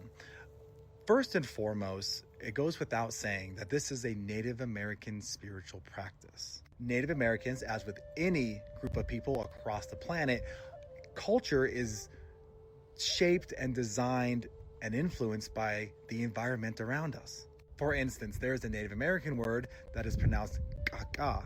This means crow. As you might imagine, it talks about kaka, like the sound that a crow makes. It has influenced our very language and ways of communication. But know that it doesn't only just affect our belief systems, but our actual language. Our entire identity is interwoven with the land, and this goes true for sage as well. It is literally a part of our identity. Therefore, when it is used by non-native people without the understanding of story, significance, and cultural relevance, it removes its significance to our spiritual practices and our identity. And it is often a tool for appropriation, which can be very damaging to our identity and to our culture. Misrepresentation. Another reason is because as recently as the early 70s, Native American culture and beliefs were actually outlawed by many governments, including the United States. And so therefore, seeing non-Native people practice a religion or a spiritual way of knowing that was outlawed can be very harmful and painful for a lot of Native people who experienced that in very recent history. This also can lead, again, to cultural appropriation, which can trivialize our belief systems and our identity and disrespect it by creating a trend or an aesthetic based on our identity and, again, our belief systems, which then often leads to commercialization of sage and other plants. Indigenous... Hey, what are you doing? Want to be in the video? Yeah? Marco wants to be in the video. One thing you're going to hear a lot is the word protocol. These protocols exist for a reason, and that includes things like harvesting sage, or indigenous ways of knowing that come from thousands of years of occupation of the lands that we stand on here today in the Americas. We have a fundamental understanding of ethical harvesting and sustainability. Commercialization of things like sage often leads to overharvesting, which could be very damaging to the environment, to the existence of the plant. In Angeles National Forest, for instance, overharvesting for places like Spencer's gift shops, smudging online kits, has led to the plant being endangered and therefore not accessible to the people who are stewards of that land and that depend on that for their identity and their spiritual practice. These practices are crucial to maintaining our identity and our ways of life. And without those protocols or those teachings of how to harvest it ethically and at what times of years based on stories and knowledge, are threatening the entire culture. These are only some of the reasons why. Again, no matter what tribe you ask, what nation you go to, what individual indigenous person, they might have a different opinion about it. But overharvesting, damage to the environment, cultural appropriation, and disrespect to spiritual practices and beliefs are typically overlapping and agreed upon. There are ways you can do it. Approach your local Native American tribe. If you're interested to know more, do your research and be respectful. I hope this helps. So let me get this straight. On Saturday, the New York Times, BBC, and CNN reported that according to the Iranian government, hundreds of girls were killed in a U.S.-Israeli strike on a school in Iran. There's zero proof besides the Islamic Republic, which controls Iran. That is not true. If you look on Google Maps and go to, it's actually near a military installment right next door. See where the school was, and then you could see where it now is not. Claiming this, the Islamic Republic, which turns off the internet when its people protest as it slaughters tens of thousands of them. The same government that values girls so much that their leader said, a man is not permitted to have intercourse with his wife if she is under the age of 9, but any other act, such as touching out of lust, is permitted even if the wife is an infant. The same people who shot down a Ukrainian plane in 2020 lied and said it was a glitch, lied and told the world we were gaslighting them, and then finally admitted it was a mistake. Now, you remember when Trump talked about a link between Tylenol and autism? Those same outlets said in the headline, Trump makes claim based on unproven link. Trump makes claim despite decades of evidence. Meanwhile, a government that kills women for not wearing hijabs reports that a U.S.-Israeli missile hits an elementary school, and there's zero skepticism in the headline despite zero evidence being presented. If you're reporting unverified claims, how about the claims of Iranian people that there are Telegram messages from the government saying it was their own missile that hit the school by mistake. But you know what we have evidence of? We do have evidence that the pictures the Iranian government is circulating are AI generated. We do have evidence that after the protests broke out, the government moved military equipment into schools and hospitals. What kind of government does all of that? And why is our media less skeptical of them than Trump? Because Trump's meaner on Twitter? Why is Iran's supreme leader given the benefit of the doubt, but the guy who obeys the Supreme Court when they say he can't send troops to Chicago is given all of the doubt? Khamenei, He does not listen to the Supreme Court. If he had, he would have asked before he fucking started war over in Iran. And I'm not trying to defend Iran. He has done wrong. He is doing wrong. He continues to do wrong. And we're going to lose our sons and daughters, brothers and sisters, mothers and fathers because of this bullshit. Another thing for oil. And some say because of Jerusalem, the leader of Jerusalem. But it's just bullshit. And this is coming from a man who lies all the fucking time. And one of the lies is his promise. No more wars. Number one, America. America's number one. No more wars. We're not going to do any more wars. We're going to take care of us. Have we taken care of us at all? No. got an obituary presenting him as someone who made Iran a regional power. What kind of obituary do you think Trump will get? Do you see the double standard? Look, we all know the media isn't neutral, but at least be fair. How about leading with Islamic Republic reports without evidence that U.S. Israeli missiles Do your own homework. hit an elementary school and Don't killed just go by hundreds what of you girls? hear. But no, there's all the skepticism for America, no skepticism for extremists who kill tens of thousands of their own people. There's a moral inversion going on where America is bad and everyone else is good, and the media is complicit. So if the media is morally confused, how about this? Ask the Iranian people celebrating in the streets who the bad guys are. If you want to support my mission, become a paid subscriber on Substack. Even if you don't watch my content there. Now, I know that phrase, mark of the beast, gets a lot of folks stirred up. Some people think it's a microchip, and some people think it's a vaccine. Some people think it's a tattoo or some kind of government stamp. But let me tell you something plain and simple. The real mark ain't something stamped on your skin. When you read the old writings with a little bit of wisdom, you see that the mark that they're talking about is about allegiance. It's about what system you give your mind and your actions to. The forehead represents the mind, your thoughts. The hand represents your actions, what you do in the world. So the mark of the beast is when a person gives their thinking and their actions over to the systems of this world that run on control, fear, greed, and domination. That beast system has been around for a long, long time. Empires, rulers, power structures, different names through history, but the same spirit behind it. Yeshua didn't come warning folks about barcodes or chips.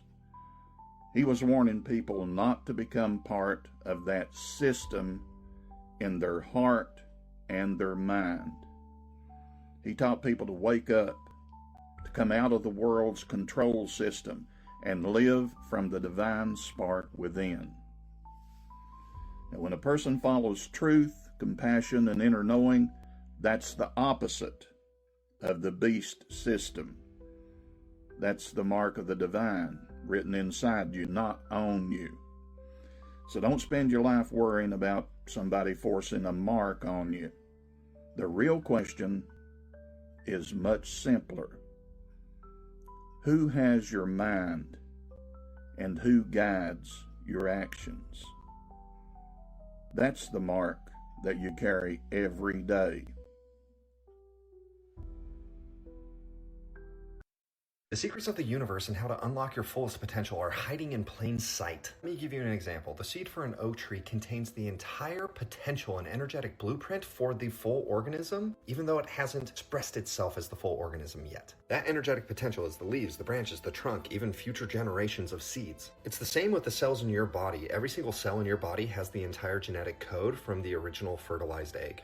Okay, so please stick with me here, but everything in this physical reality is an illusion. The Dharmic path calls it Maya, which is the grand illusion. Indigenous traditions call it the shared dream. It is an illusion because we live in the illusion of separation. This illusion of separation is duality, it's paradox. How can the same source energy be made manifest in infinite ways and perspectives? Well, we're witnessing it right now, but at its core, it's all the same source energy.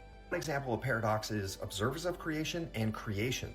They are the same thing, mirroring one another, reflecting one another. For example, you can look at female-bodied individuals. Being likened to the earth is not an allegory. You are the earth. She has her seasons. You have your menstrual cycle. It is the same energy being made manifest in a different perspective. It's beautiful. When you understand the basis of duality, you realize that every spiritual truth requires embracing paradox. Paradox will create an effortless, balanced state because when you hold both energies, the only place to exist is in that middle.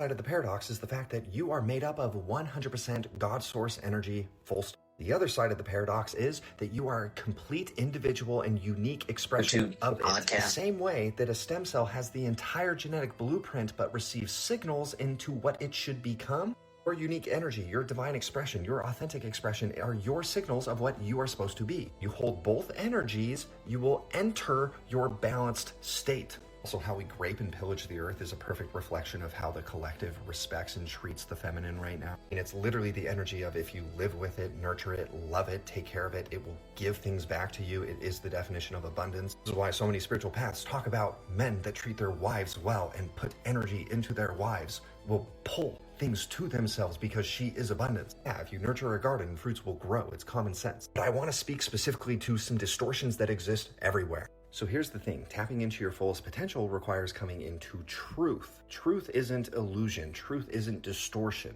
And if you notice a distortion outside of you, maybe you can ponder on how it exists everywhere. Let me give you one that is everywhere. It is the distortion of hierarchy or superiority. We all agree that white supremacy is bad. It is insane that there are people who think that they are better than someone else because of the color of their skin. Now, anybody who goes through the work to align with truth, to go inside, to see and feel into that truth will realize that a hierarchy built on color of skin is incorrect. It's an illusion. That illusion and bullshit has created so much damage within this plane. Here's the thing, speaking honestly, this superiority distortion exists everywhere. This superiority complex can manifest as a high vibe versus low vibe interpretation of spirituality. You reinforce and create hierarchy. A lot of people interpret the idea of light workers as a superiority thing. Many people who are channeling things are actually channeling entities that are feeding into their egos because they need to feel chosen. Why do they need to feel chosen? Because they need to feel superior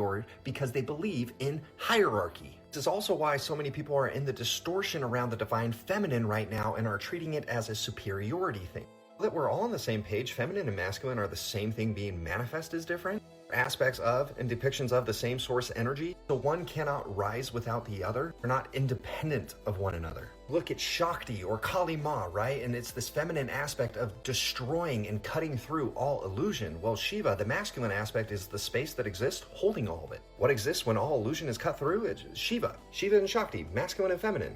They are representations. They are reflections of one another. I see so many people who claim to be spiritual, who claim to have a higher, more expanded awareness that are reinforcing hierarchy, or they're reinforcing the divide between masculine and feminine. They're creating separation. Anything that reinforces separation is illusion. The reason why I'm speaking to this is to, number one, bring together, but also because I truly care about you healing and becoming your most expansive whole energy. In many distorted narratives around the divine feminine rising, there's a superiority that is cloaked within it. When you reject something outside of you, when you reject the masculine energy, you're only rejecting yourself. You're only rejecting a piece of yourself, which means you cannot embrace your divine feminine because you are rejecting aspects. You are fragmented. You are performing. We know an aspect of the distorted masculine is competition, yet you see this in men and women.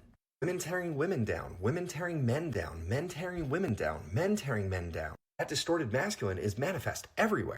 female-bodied individuals and male-bodied individuals. You can't see the divinity in one, you're not looking closely enough. If you reject one aspect, you're only rejecting yourself. Why? Because it's you. It's you. This is you. Unity consciousness cannot and does not exist within hierarchical constraints. It is expanded past it. It has nothing to do with good or bad. Use this video as an opportunity to look at the reflections in your life and where you create hierarchy, where you reinforce separation. If you're reinforcing separation outside of you, you are fragmenting pieces of you inside. If pieces inside of you are fragmented, manifest, and reflect you externally, because it is a reflection and a mirror. Paradox frees you from this. There is nothing in this plane that I am better than. Not a single thing. It's not the bugs, not the plant life, not the animals, not another human being. I am not above anyone. But the other side of the paradox is, but no one is above me. Nothing is above me. And when you hold both, you escape hierarchy. You become one with it. I am one with the Father. I am one with the Mother. I am one. Seek after that oneness and escape the prisons of the patterns you're repeating and the perspective you hold. May all aspects of divinity expand. May we look with awareness and non-judgment at the distortions that we can clearly see within this mirror, and may we come back into sacred time, sacred cycles, and alignment with what is. This is the... All right. Well, you know what time it is. If not, I will tell you what time it is. It's time for our second music break. And on this break, we once again have the lovely and talented Miss McKaylin Hay from Ontario, Canada. And she is going to be singing Mirror, Pins and Needles, Gravity. And then we have Fred Johnson, the Third, from Canyon County, California, with After Dark. Don't go anywhere. We'll be right back after this music break.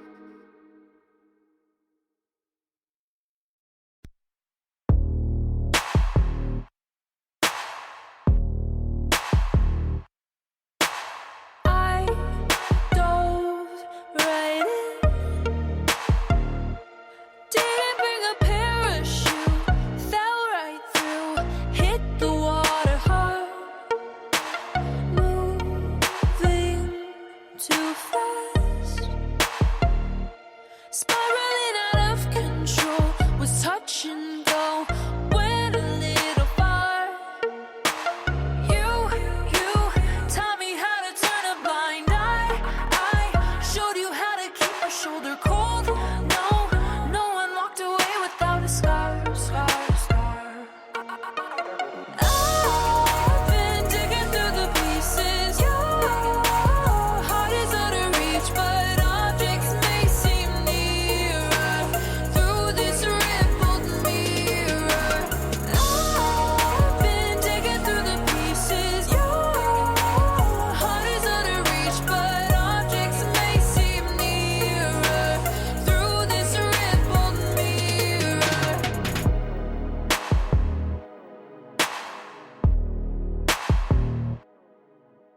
Try to erase the ink that's left upon my chest.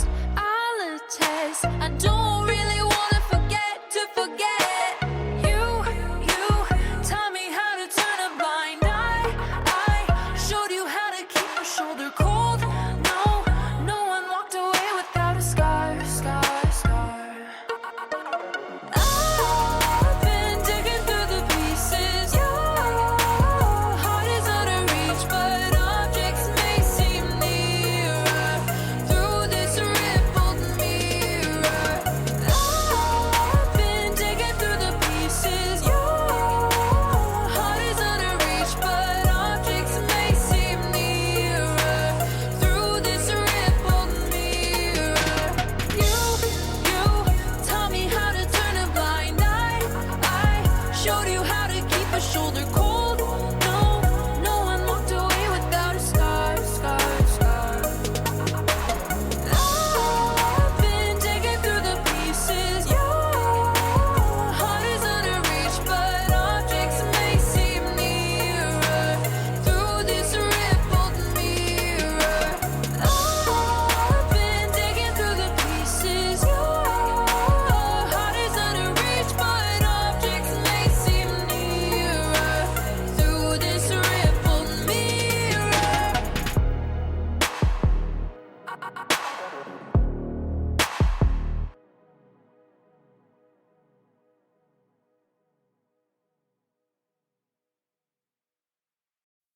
Talking on pins and needles, every word through a microscope. You keep stomping down on the ground while I've been stuck on this tightrope. I just wanna say what I wanna say without your sentence. I'm not willing to do the time when I'm innocent, and I'm innocent. Talking on pins and needles. Talking on pins and needles. I'm gonna hang it up, hang it up, hang it up. And I'm done, and I'm done, and I'm done, done, done. I'm gonna hang it up, hang it up, hang it up. And I'm done, and I'm done, and I'm done, done, done. I'm gonna hang it up, hang it up, hang it up. And I'm done, and I'm done, and I'm done, done, done. I'm gonna hang it up, hang it up, hang it up. And I'm done, and I'm done, and I'm done, done, done. Walked on my share of thin ice with your blowtorch at my feet. You won't ever see me beg, so take this tongue off your leash. I'm gonna say what I wanna say, don't need permission. Interpret it how you want, it's my decision. Talking on pins and needles. Talking on pins and needles. I'm gonna hang it up, hang it up, hang it up. And I'm done, and I'm done, and I'm done, done, done. I'm gonna hang it up, hang it up, hang it up.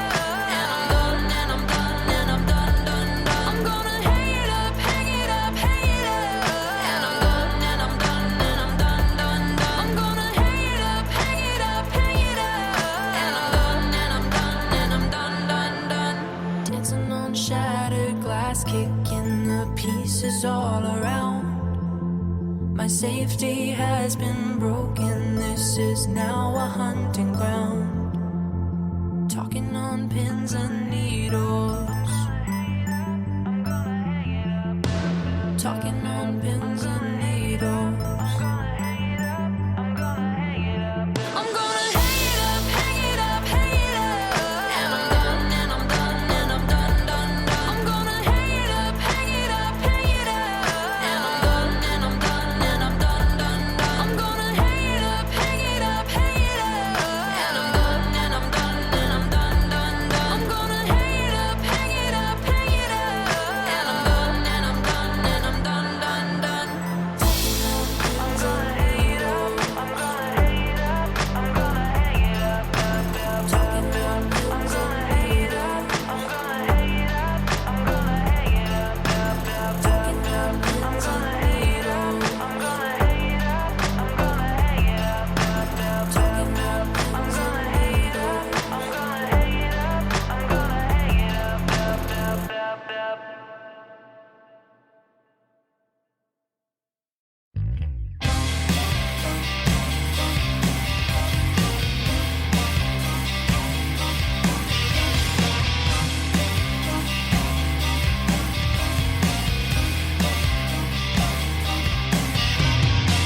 My driver pulls up in my limousine, ready to take me anywhere I want to be. I said, I want to go. Take me to a college scene. I like to go and dance, have drinks, and hunt the perfect day. Yeah. Living at the dark, I search lonely streets to find hidden shadows in the dark. It doesn't matter what I say. Secret homicides arranged in a series of pursuits. No matter what I say, after dark, I gave her base because she had the range. I knew she was the one that never could go home again. Plastic lights like limo seats. I don't know why I can't control this urge to hurt again. Yeah. Living at the dark, I search lonely streets to find hidden shadows in the dark. It doesn't matter what I say. Jesus in the sky, murder forever after. No matter what I say, after dark. Feeling ran to fragmented feel. Behind a place with days of December. Concerning works or meshed in the image.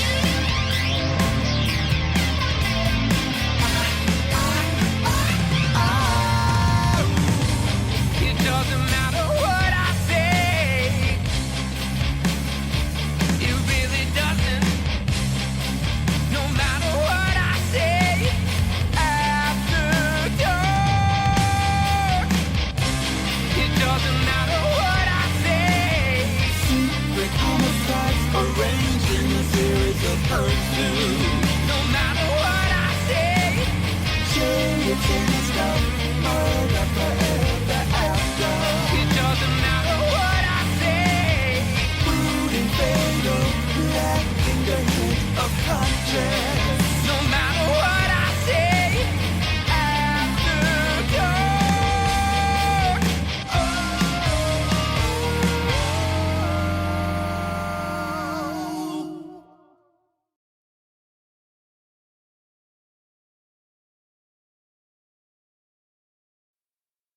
Welcome back, and thanks so much for hanging out with me tonight on We Are Paradox Media's Late Night in the Rockies. All right, so I figured for the third hour of the podcast, broadcast, whatever you want to call it. I always call it the show, but I don't know. I don't know if that's incorrect, but yeah, I figured that we'd go on to TikTok and I don't know who's trying to call me. It doesn't show. Who is it? Oh no, it's still not showing. Anyways, I figured we'd go onto TikTok and see what is poppin'. There were a couple things going on that I saw as I was going to go search, and I saw certain things on there. Maybe it's popular searches or something. I don't know. But here, let me pull this up so you can see what I'm seeing. All right. Oh, that's my daughter. What the heck? Black cube. What? Okay, this was one of them. And here's another one. Let's check this one out.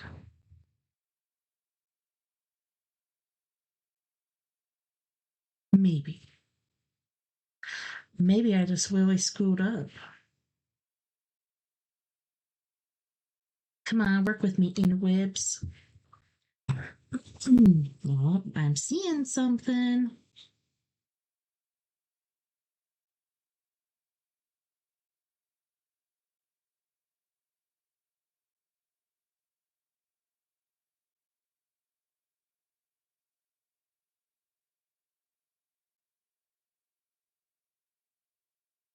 Let's do this one. Then we'll go from there. I might scroll up to the first one, but I want to see what this one says first. We have T-minus 45 minutes and counting. I'm going to have to really look at that because also I need to get unmuted. Did I? Hold on. Pause. Here it is. Call you've ever had. Here's 10 disturbing signs. What if you've already died, but your consciousness jumped to a timeline where you survived? Number 8 will make you question every close call you've ever had. Here's 10 disturbing signs you've already died and jumped to another timeline. 1. You never experience your own death. Quantum immortality theory says your consciousness can only exist in timelines where you're alive. Every time you die in one reality, you instantly shift to a timeline where you survived. You never experience death, you just keep waking up. Number 2. Reality splits every single moment. The many worlds interpretation in physics says that every decision, every moment, creates infinite branching timelines. One where something happens, one where it doesn't, and infinite versions in between. You're constantly jumping between them. 3. Close calls are actually deaths in other timelines. That car that almost hit you, I've died a lot then. someone finding you just in time. Those weren't miracles, those were timeline jumps. In another reality, you died, but your consciousness chose the branch where you survived. 4. Other people see a different version of events. From everyone else's perspective, it looks like luck or a miracle, but they're experiencing their own timeline. You're experiencing yours. The version where you lived might not match what they remember happening. 5. You're basically unstoppable in your own awareness. No matter what happens, you'll always shift into the version of reality where you made it through, even if you shouldn't have survived, even if it makes no sense. Your consciousness refuses to go to a timeline where you don't exist. 6. Near-death experiences. Feel surreal for a reason. People who've had NDEs report feeling like something shifted. They describe weird changes after close calls, small details in their life that are suddenly different. That's because they jumped timelines and didn't realize it. 7. Your memories don't match other people's memories. After a close call, do you remember things differently than others? Do details feel off? That's a sign you shifted to a parallel timeline where events played out slightly differently. You're not misremembering, you're remembering a different reality. 8. That heavy deja vu is a timeline glitch. Deja vu isn't just a brain trick, it's your consciousness recognizing a moment from another timeline. You've been here before, just in a different version of reality. The feeling follows you because you keep jumping. 9. It never stops, you keep choosing to live. As you get older, your consciousness keeps selecting timelines where you survive. Over and over and over again. Everyone around you might age and die in their timelines, but you just keep waking up in another branch. 10. You're trapped in a strange kind of immortality. This isn't the immortality you asked for. You can't escape it. You'll never witness your own end. You'll just keep shifting to the next timeline where you're still alive, forever, until the universe itself ends. Wow. Do you think you've already died and jumped timelines? Drop yes or no in the comments. Follow for more reality-bending theories they don't want you thinking about. What if you've already...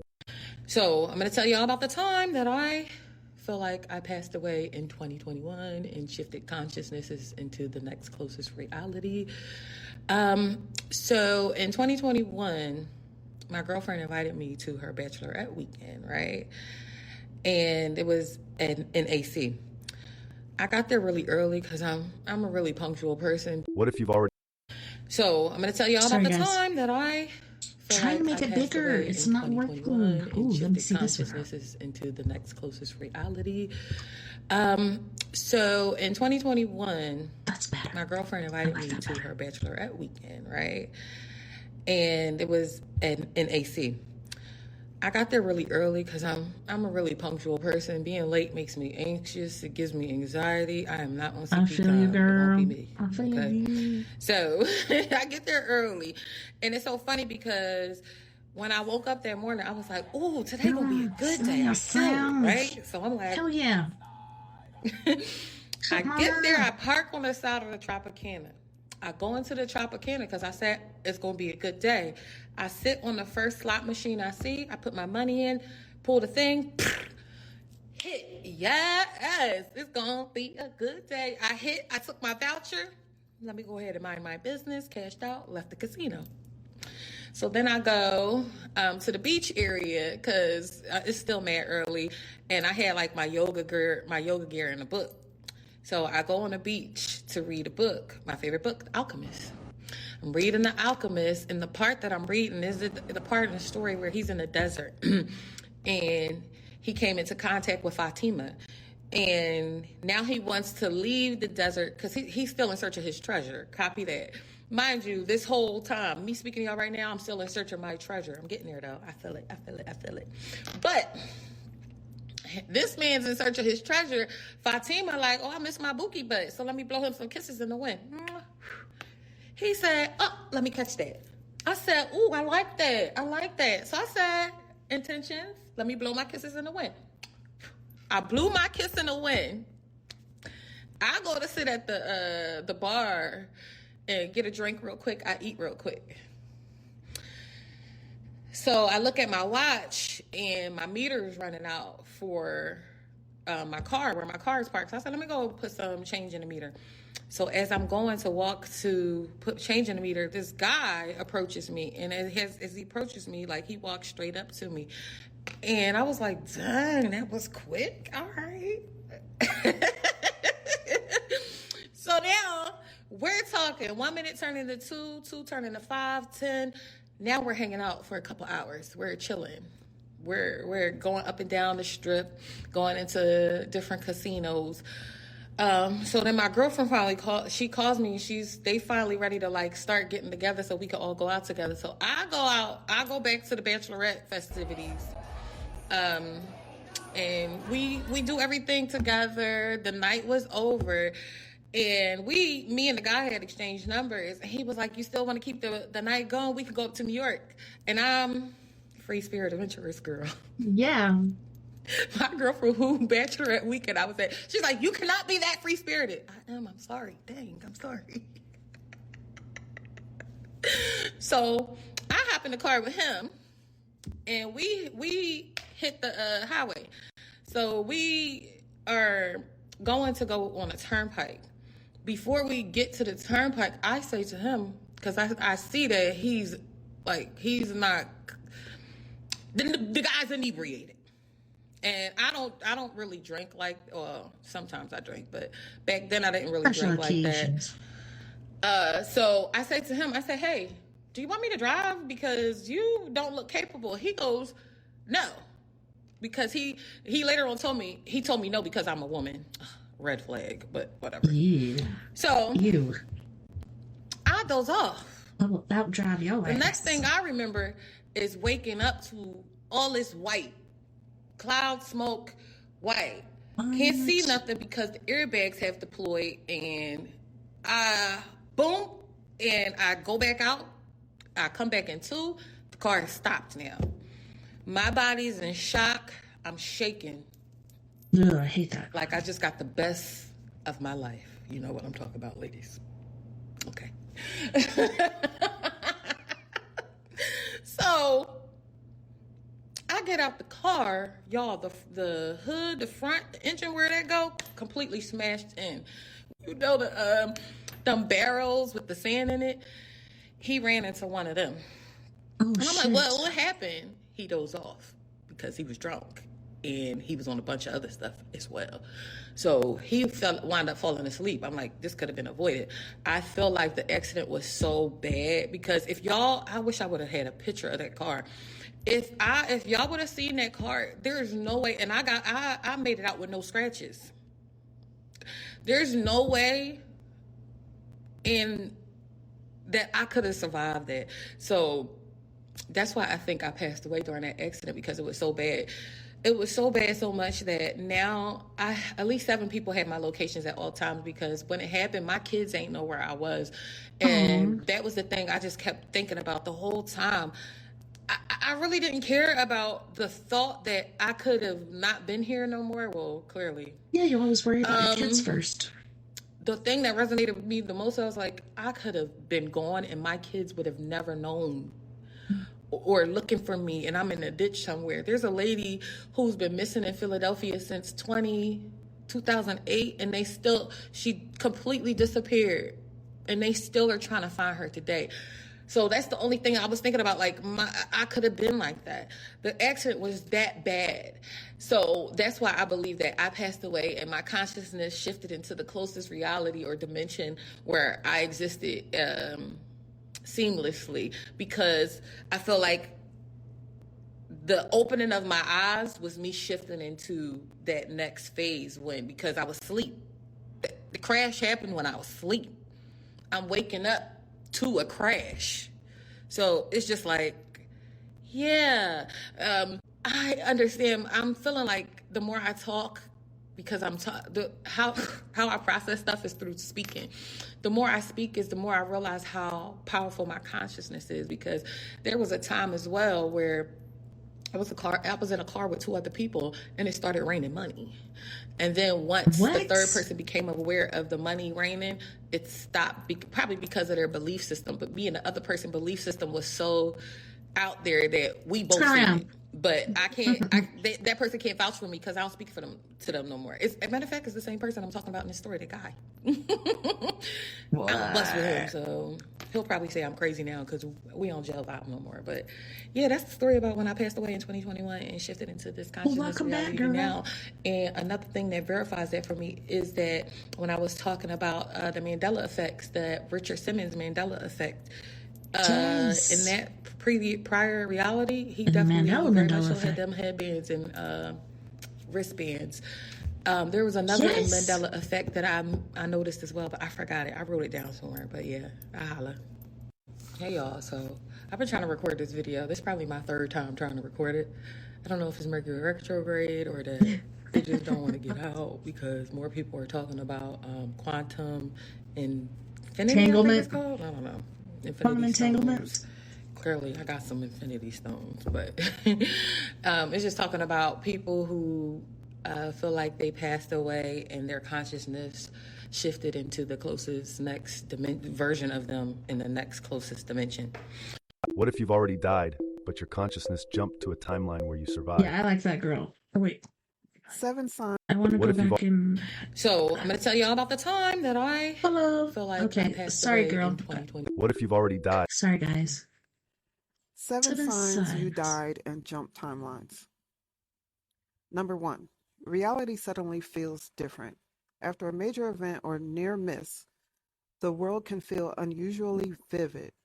Colors seem brighter, time feels slower, and your awareness sharpens. Time like is your moving too consciousness gets fast. rebooted into a higher resolution version of life.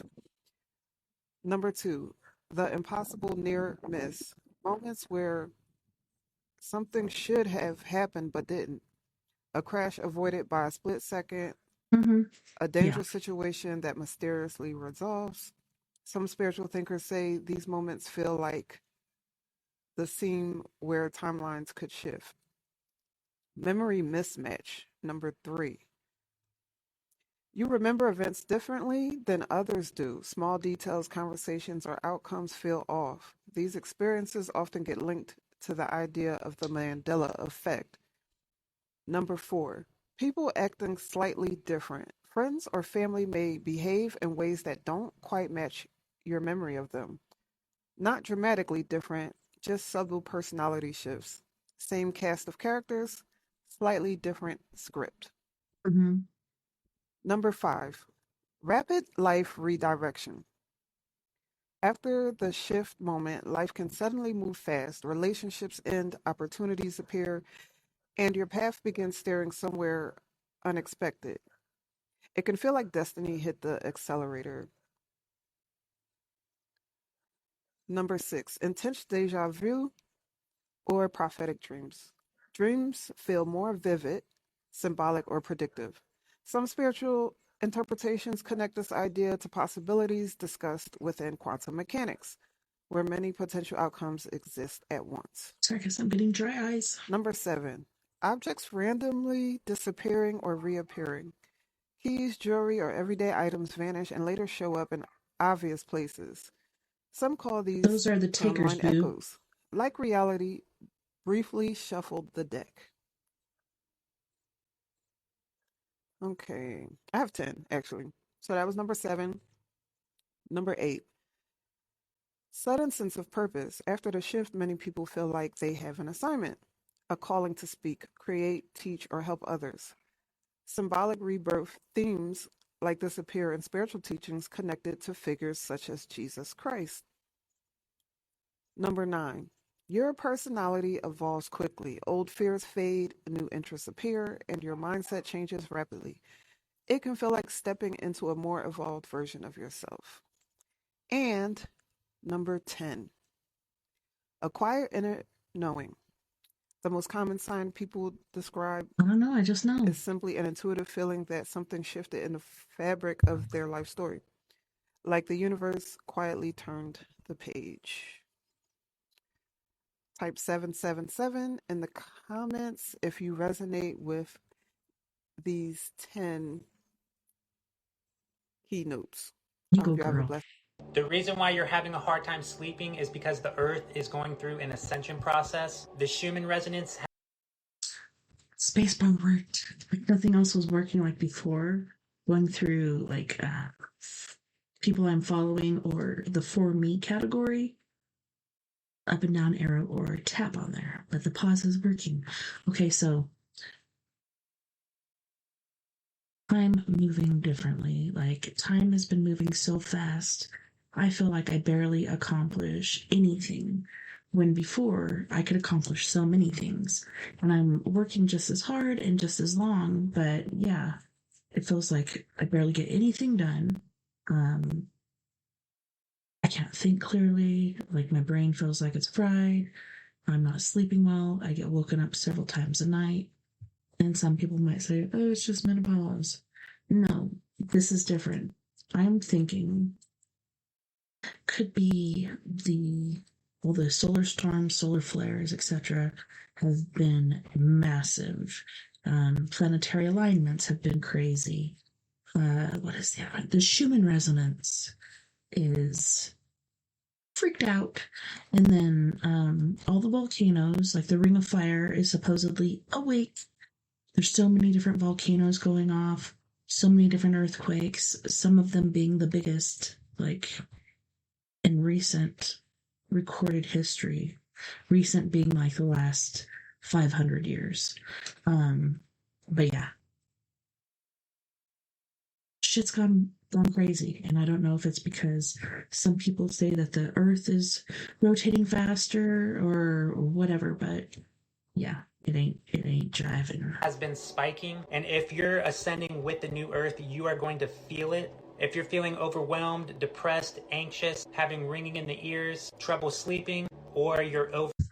I've had ringing in the ears for the last 5 years, I think. I might be over there because I said 3 years forever, so I'm thinking it was 5 years. You're sleeping because your body needs rest. These are all signs that you are shifting with the new earth. The ascension process is not smooth and easy and can feel chaotic. So just know the louder the chaos, the closer you are to the new beginning, or the closer you are to breaking through the new beginning. So this is a good sign that you are aligning with your highest good. So rather than feeling chaotic or overwhelmed or that you're on the wrong path, it's actually a sign that you're exactly where you need to be because you are shifting with the new earth, and not everybody is going to shift. It's an individual thing. Again. It's just a sign that you are adjusting your frequencies to match the new earth. Yo, I know I'm not tripping, so I think that Ursher, we got an Ursher Mandela effect on board. I am experiencing a Mandela effect because y'all know that song "You Got It Bad" by Usher, right? You know, there's a part where he says, "Ladies," he says, "Fellas say," and then he said, "Ladies say," right? Ladies say, "I'm your girl, you're my man," right? Listen to this shit. All right, listen to this.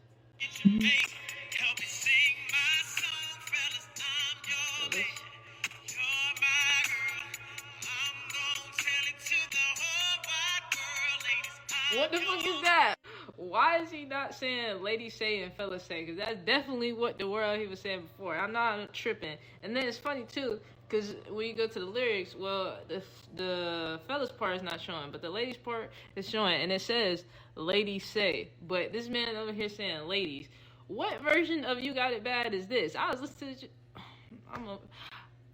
to this junk. I was listening to this junk this morning. I'm like, what the? Hold up, this is not right. I know I'm not tripping because I know this damn song now. I always heard fellas say, ladies say, and this man over here just saying fellas and ladies. I don't know. I think it's a Mandela effect. Hi, my name is Brianna Lafferty, and I had a near-death experience. I've been saying this forever. We do sign soul contracts. We get to sit. You know how people talk about seeing basically a really fast forward movie of your life when you die. Well, before you come to Earth, to this life that is yours, you get to watch a movie about what your life is going to be. Sometimes it's really horrific, sometimes it's really short, sometimes it's grandioso, but that being said, you could sign the contract and say, yeah, I'm in, or don't. But let's see what she's saying, because I'm curious. In 2017, I was very sick. I had already been sick with a chronic illness for 16 years. I had been medicating for those 16 years in different ways. I called out to the only God I knew that existed or might exist and said, I can't do this anymore. So I surrendered completely with my soul, my heart, and my body. And then I heard this big booming voice say, "Are you ready?" I realized something had answered my prayer. And so, yes, I'm ready. Ready for what? I don't know, but I'm ready. And so I felt 3 hard pounds on my chest. And just like that, my heart had stopped and I was separated from my body. I'm immediately in this black, velvety void, just full of love and energy. And I'm with the creator or God or source or the universe, whatever your beliefs, have you believe is the creator, where we're come from, who created us, where we're from. And I get this question, like, for a second, am I dead? I then go through this beautiful, vibrant blue tunnel filled with ones and zeros. I'm going at it like supersonic speed, and I'm being downloaded with information and binary code. And I just knew that it would be the code that I would need sometime later, which I didn't understand the concept of later because there was no concept of time. I then end up in a white room. I call it a room, but it has no doors, no windows, no walls, no floors. So it's this space. And there's this great master teacher behind me. And I relate this master teacher to the likeness of Krishna, Buddha, Muhammad, Jesus, the master teachers. And in front of me is a big pile of numbers. And I realize the universe is created in math. And I pick up these numbers and throw it up like I'm a little child, just no wonder you love creating. And I realized that the universe is created in math and code and programs. And I don't know why I found that so exciting, but I really did. I then end up in a space with other beings. And the reason I say beings instead of humans is because I have no idea if they're ever human. I didn't remember that I was ever a human. But there are other souls My allergy eye drops. in this same space, the same dimension with me, next to me, experiencing things with me. My eyes are itching. See some sliding down these beautiful trees covered in snow. Like, I don't think I like snow. And instantly it's turned to lush green, and I'm sliding down the trees next to these other beings, realizing they might be sliding down snow, even though I see green, that we could have these different experiences simultaneously together. We also danced, and we danced together as if we've been choreographing these movements for millennium. No one spoke, but no one needed to. Thought instantly happened. Everyone was one. Everyone moved as one, communicated as one. You could hear without speaking, and you can talk without listening. Without hearing. And it was just absolutely amazing. It was more than telepathy. You think of telepathy as having a thought, someone reading it, then sending it back, and you reading that thought. But it was so instantaneous that telepathy really isn't really the right word. There's also a time where I tried to learn to fly, and I was awful at it. I ended up hitting You'll a get it pole eventually. and severing my arm, and What? there's no pain. So I was just curious, like, oh, what's gonna happen? And I see my arm regrow in ones and zeros, in code, in program. Wow. And this place was just filled with curiosity and joy and love. And it was a place of learning and experiencing, and there was no judgment, there was no anger, there was no fear, there was no pain. So, when I lost my arm for a second, it wasn't scary. It was just like, oh, that's interesting. That's and curious. Then watching it grow back was absolutely fascinating. This is the area I spent the most amount of my experience in. Like I said, there's no time, so I can't really say how much time I spent in there. And this is in another place that felt like a room with 7 magnificent, powerful entities. I still don't know So exactly just who mirror they did are. the sound change. I haven't really heard any similar stories.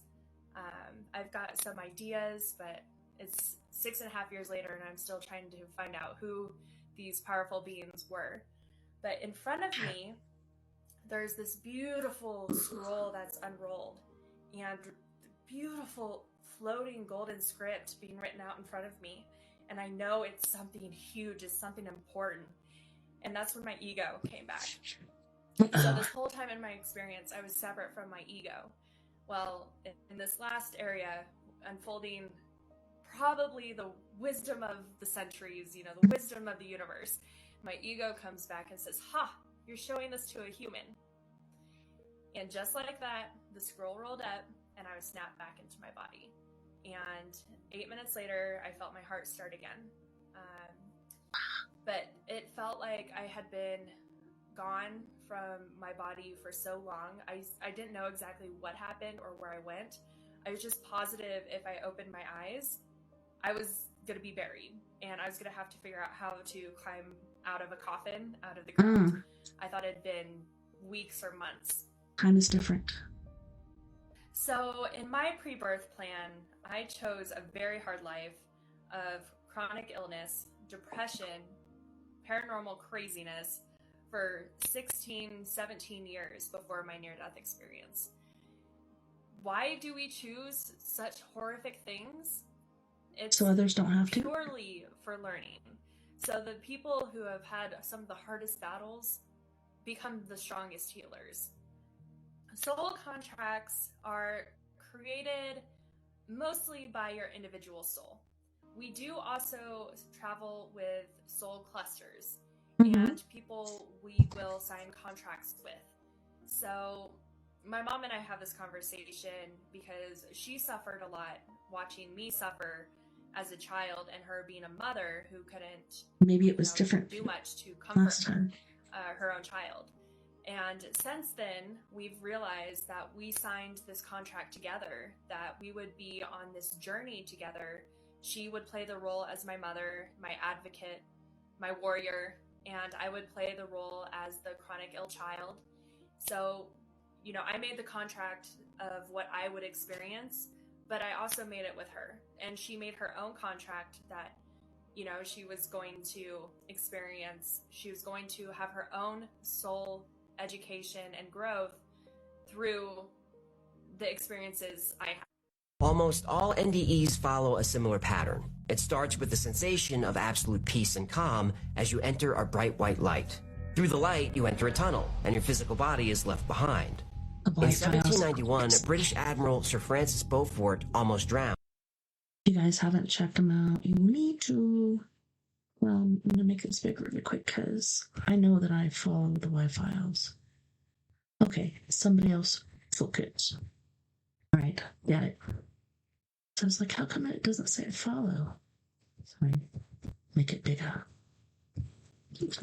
After he was revived, he described a feeling as, in his words, the most perfect tranquility. He felt no bodily pain. His physical senses were gone, but his mind was very active. The Admiral saw his life pass before his eyes in reverse. This is a common theme in NDEs. Your life plays either in reverse chronological order or starts from your birth until your death.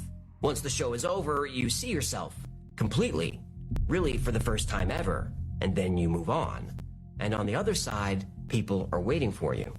Dr. Mary Neal drowned while kayaking in Chile. She was technically dead for 30 minutes, long enough for her body to turn blue before being pulled from the water. And then I was released to the heavens. My spirit rose up and out of the river, and I was immediately greeted by a group of people or spirits who had known me and loved me as long as I have existed. Seeing people on the other side is almost always a positive experience. Minister Don Piper was driving home to Alvin, Texas one night and was hit by an 18-wheeler in a head-on collision. His body became part of the car. Actually, his thigh bone ended up somewhere on the road behind him. As he entered the white light, loved ones also met him. They were waiting for him next to a large, ornate gate. And it wasn't a short trip. Don spent 30 minutes in heaven. In the West, most people describe what is essentially heaven after they die. But just like all ancient cultures, everyone interprets their experience based on their personal biases and background. A Christian will say he saw Jesus in heaven. An atheist will enter something like a bright white ether. Muslims go to Jannah, while there's something or someone with us. Emery was a first-year law student who liked fast cars. After lying to her parents and boyfriend about what she was doing, she went out driving with friends. Halfway through the drive, she had a sudden urge to go home.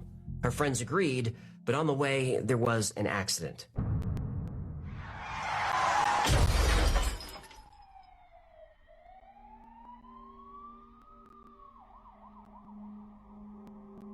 Emery's body was thrown through the windshield.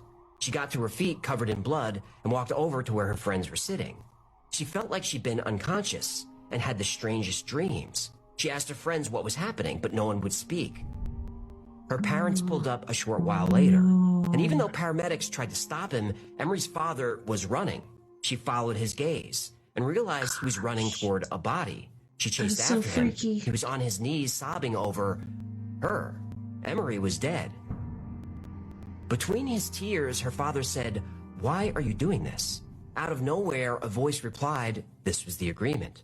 Emery's father said, "No, it wasn't. The agreement was that I would watch them grow old, but never live to experience this." Emery knew her father wasn't having this conversation out loud. It was happening in his subconscious. He didn't even know he was speaking. It was his soul speaking to someone. The voice started to disappear into a place she couldn't quite see, but Emery knew it was there. She tried to follow it. The voice was so calming and peaceful, but her world was slowly fading to black.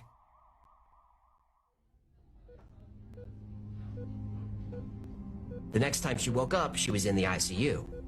Thousands of people have had NDEs. You can get lost for hours reading about them online. They sound serene, life-altering, usually in a good way. I'm Don Piper, and I died on January 18th, 1989. Don Piper says he was depressed for a long time after he came back to life. But in time, he realized how valuable dying had been to him, to his soul. He felt saved, especially knowing we're never actually alone. But you can't just go and have a near-death experience whenever you want to. An NDE requires a certain type of permission, because not everyone goes into the light. Some people go somewhere else.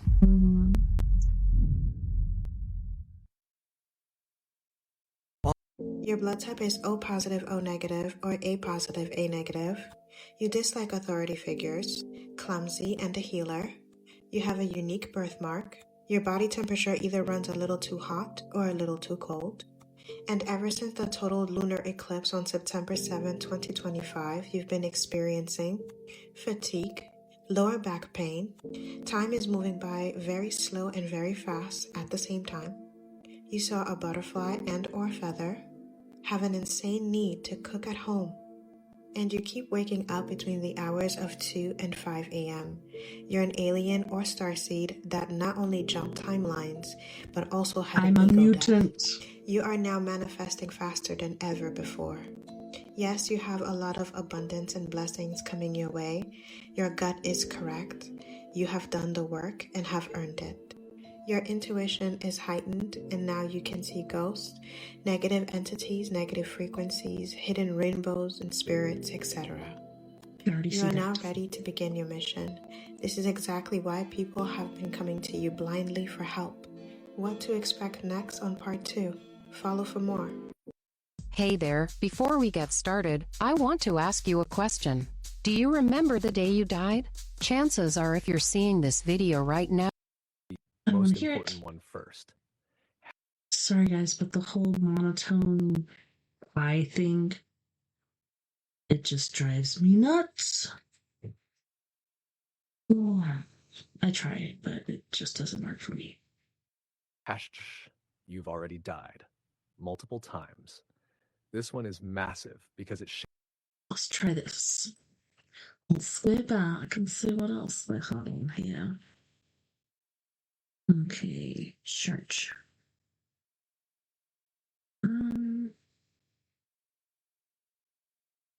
Let's check this one out.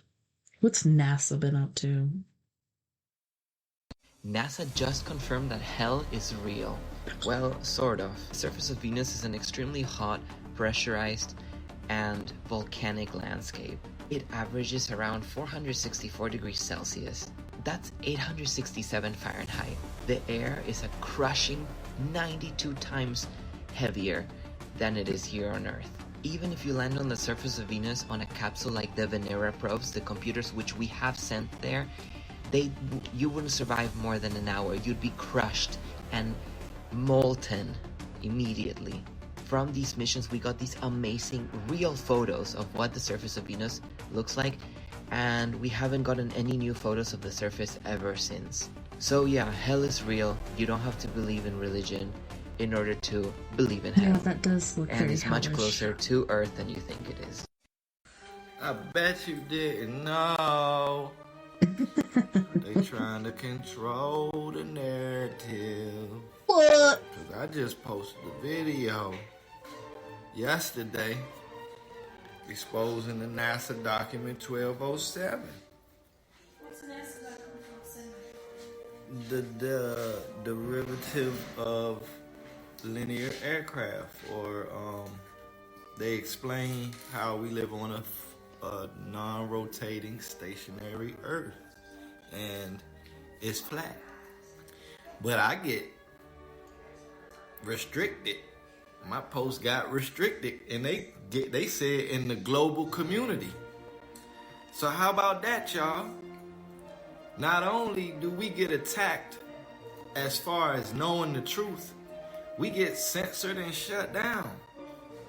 Like, what sense do that make if I got the freedom, when I got the freedom of speech, and I say, hey, go look up the NASA document 1207, and it goes straight to the point about what we talk about all the time as far as people waking up to the biggest lie ever told, the biggest war ever fought.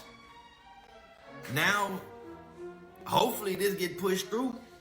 Because like I said, I can damn near call every time I go viral, and I go viral every other day.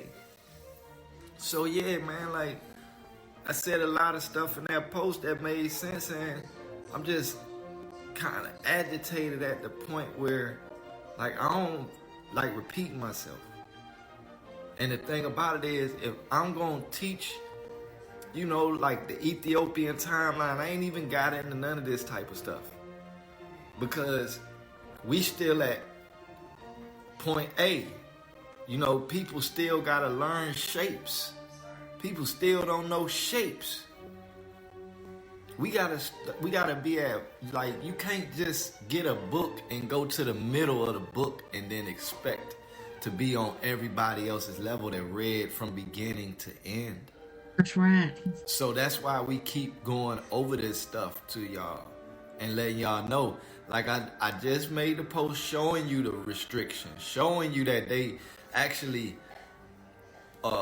struck my my account because I'm telling the truth. And they're putting you under mental psychosis, and then, like, this is the biggest narcissistic thing I done seen from social media, for real. Cause YouTube don't be tripping like that. X don't be tripping like that. Instagram don't be tripping. It's only when you come over here to TikTok where a lot of children are at. Mind you. Well, you do know that TikTok was forced to be sold. Can't remember what it was before, dance something. And it was sold to, I believe it was a billionaire. And I'm not going to say names, but someone that is going to restrict what we hear, what we see. It's all part of our First Amendment rights. This is a children app. Freedom this of is speech. a kid app. TikTok is made for entertainment, like, you know, dancing and doing funny skits, lip syncing and all of that type of stuff. So this app is targeting, and they're betting on your idiocracy. Like, you gonna tell children don't drink water like from the rockets toilet? Can go into space, because children don't know the science behind this stuff that you trying to neuro-linguistics program into them. Stop playing with us. Like, that's the thing about it. Like, stop playing. Like, we keep telling y'all this, and then the fact of the matter is, I just watched the first Avatar, and it's, the lady said it, Sigourney Weaver said it, she was like, you know, these folks just pushed us, just played in their face in order for the war to take place. But it's like, you gotta remember, I got inner peace, y'all. These folks don't make me mad. These folks show me they stupid. Man, I wish we could finish that, but yeah, I do believe we are at the end of our time. Let me go over here and look. Yep, it appears that way. But I just want to thank you so much once again for coming out and hanging out with me on, hold on one second. We are Paradox Media's Late Night in the Rockies. It was awesome hanging out with you and checking out these different TikToks. Some of them really made me laugh. I don't know. I really get a kick out of people and their personalities, and I just love when there's some rare ones out there. But Let's get to the skit, shall we? Thank you to all my friends out there, wherever you may be listening Beyond the Omniverse tonight. I had a wonderful time watching these crazy, trippy TikToks with you and sharing them with you. If you're on podcast, then you'll be listening to this. If you want to watch, just come over to YouTube under We Are Paradox Media and check it out. Tomorrow night we're going to be doing story time with me, TessaTNT, and we are once again going to be doing the horror story classics, like 25. There's so many different authors in there. There's so many different awesome stories, but it's going to be awesome. Don't forget, we're all in this together. Together we can make the world better. And together, my friends, we are Paradox Media, because without you, there is no us.